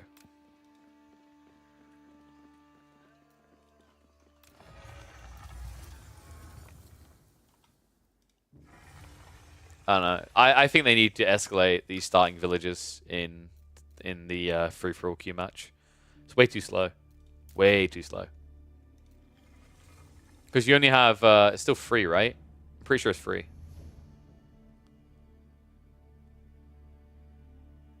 Wait, there's another Anatan. Wait, what? Rogan? How many Anatans are there? They've been breeding again? Thought we told them they weren't allowed to do that.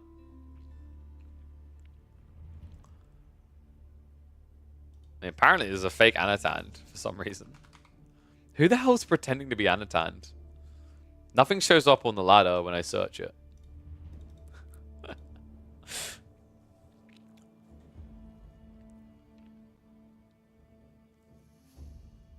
Core and his filthy Chinese picks. I think Core's only been picking Roos, HRE, and Chinese in free-for-alls, if I'm not mistaken.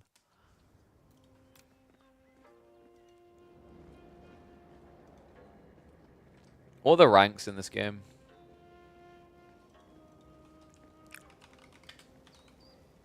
So, Jesus Quintana. Their diamond rank. Phase AoE.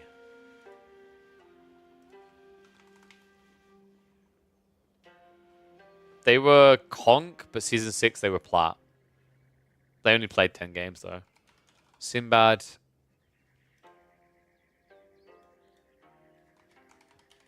Dude, we're not going to find the real Sinbad, are we? There's way too many Sinbads. Sir Capital. They're a Plat rank. Human Titan. I don't know, man. This doesn't seem very stark, dude. They're gold. Jesus. All right. I don't think we want to watch Core just ruffle stomp people, right? This is the thing. It's gonna take a long time before the quick match gets balanced, right? For free-for-alls, I feel like. Have there been that many well-balanced free-for-alls so far?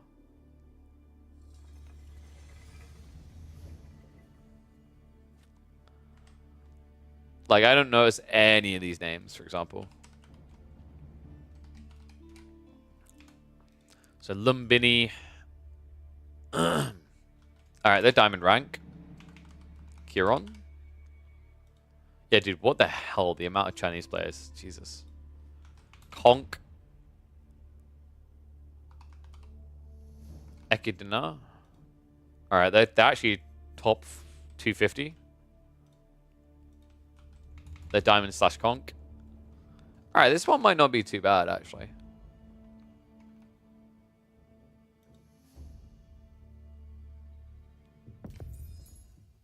Also, BC's playing a Bastards. Isn't that like minus 200 elo? That's like minus 200 elo, right? Yeah. Yeah. Oh no, we don't have a caster UI. What a travesty.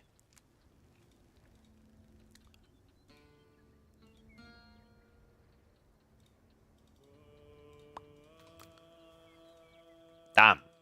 Another one of... wait, what is this map? I always forget. The Pit. I forgot what it's called because I haven't seen it in so long. Alright, we're going to hit the speed up for the early game.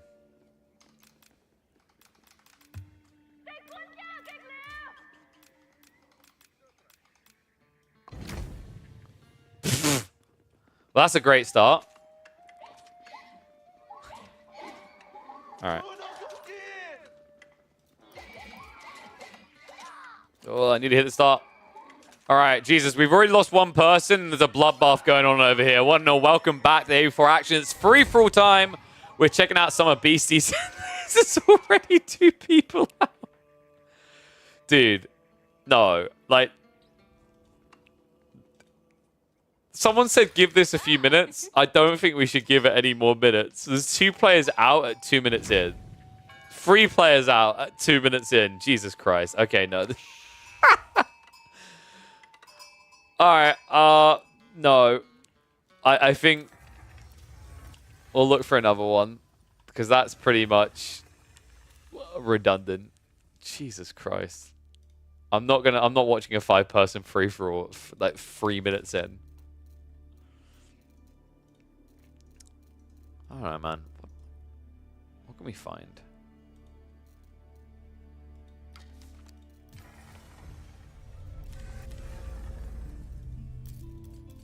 Let's check 1v1. If not, we can find a decent free-for-all. We definitely don't have enough people to host some free-for-alls, which is sad. I don't know where everyone is today. I don't know.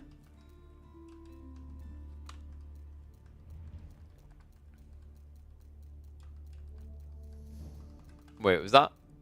Oh, I thought it was cross-platform for a set there.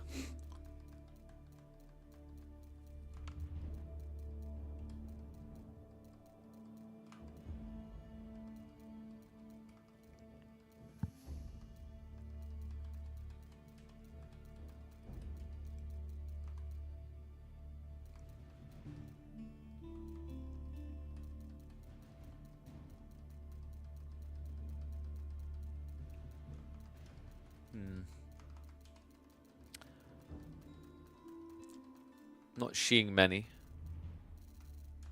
Where's that Viper X guy? Where is he?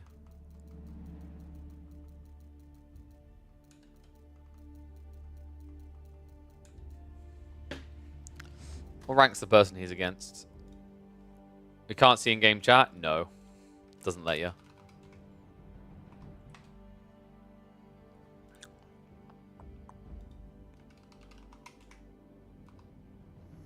Why can't I search? Oh, because it's double R. So it's not Viper X, it's Viper Rex. Is that right?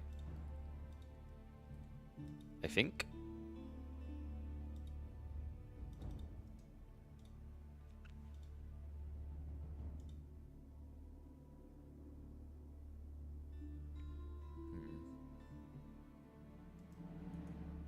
They're up against rank 469th person. Dude, I don't know what to cast. I don't know, I'm feeling a little bit limited today, weirdly enough. I think there was some Dimu Louis games earlier. Maybe probably see if there's enough people for free-for-all. We can, but I've got a funny feeling when I look and I see less than 100 people watching, there's probably not going to be enough people. How many for FFA? Yes, no. Alright, let's put some music on. We'll let that run quickly. Maybe I should just start playing games.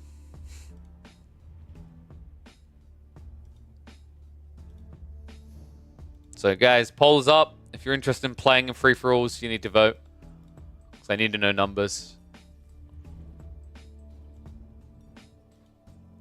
Just not sure if we got enough people. I don't know, I'm feeling like weirdly drained today and I don't know why. It's not like me. I'm wondering if we just have a short stream for today. You know, call a spade type stream. Very short stream for me, if so, right? Like, I don't think it's even been 3 hours.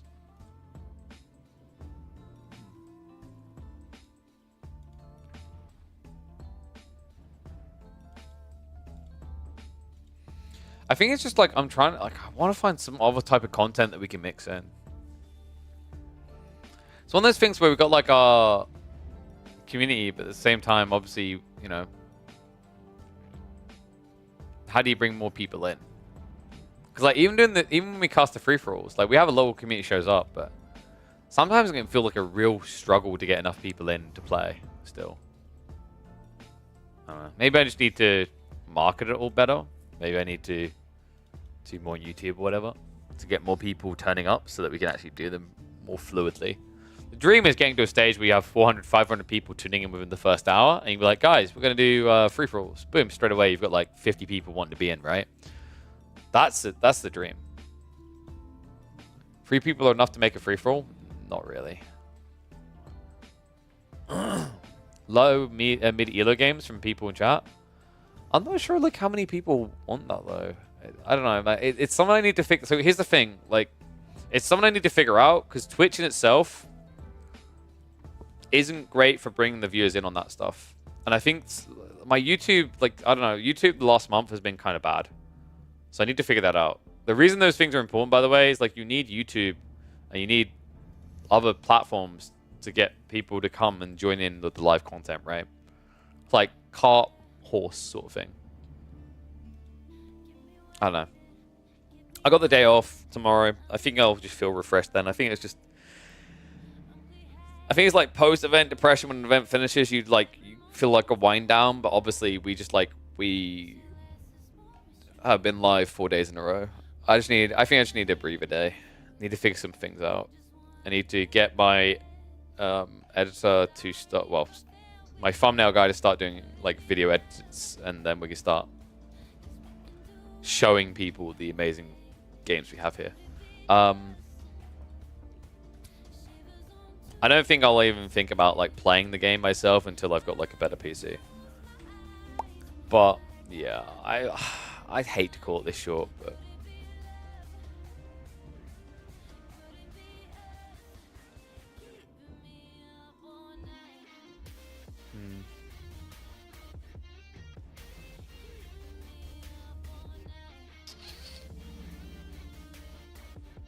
yeah, screw it. I'm gonna call it early. What's wrong with my PC?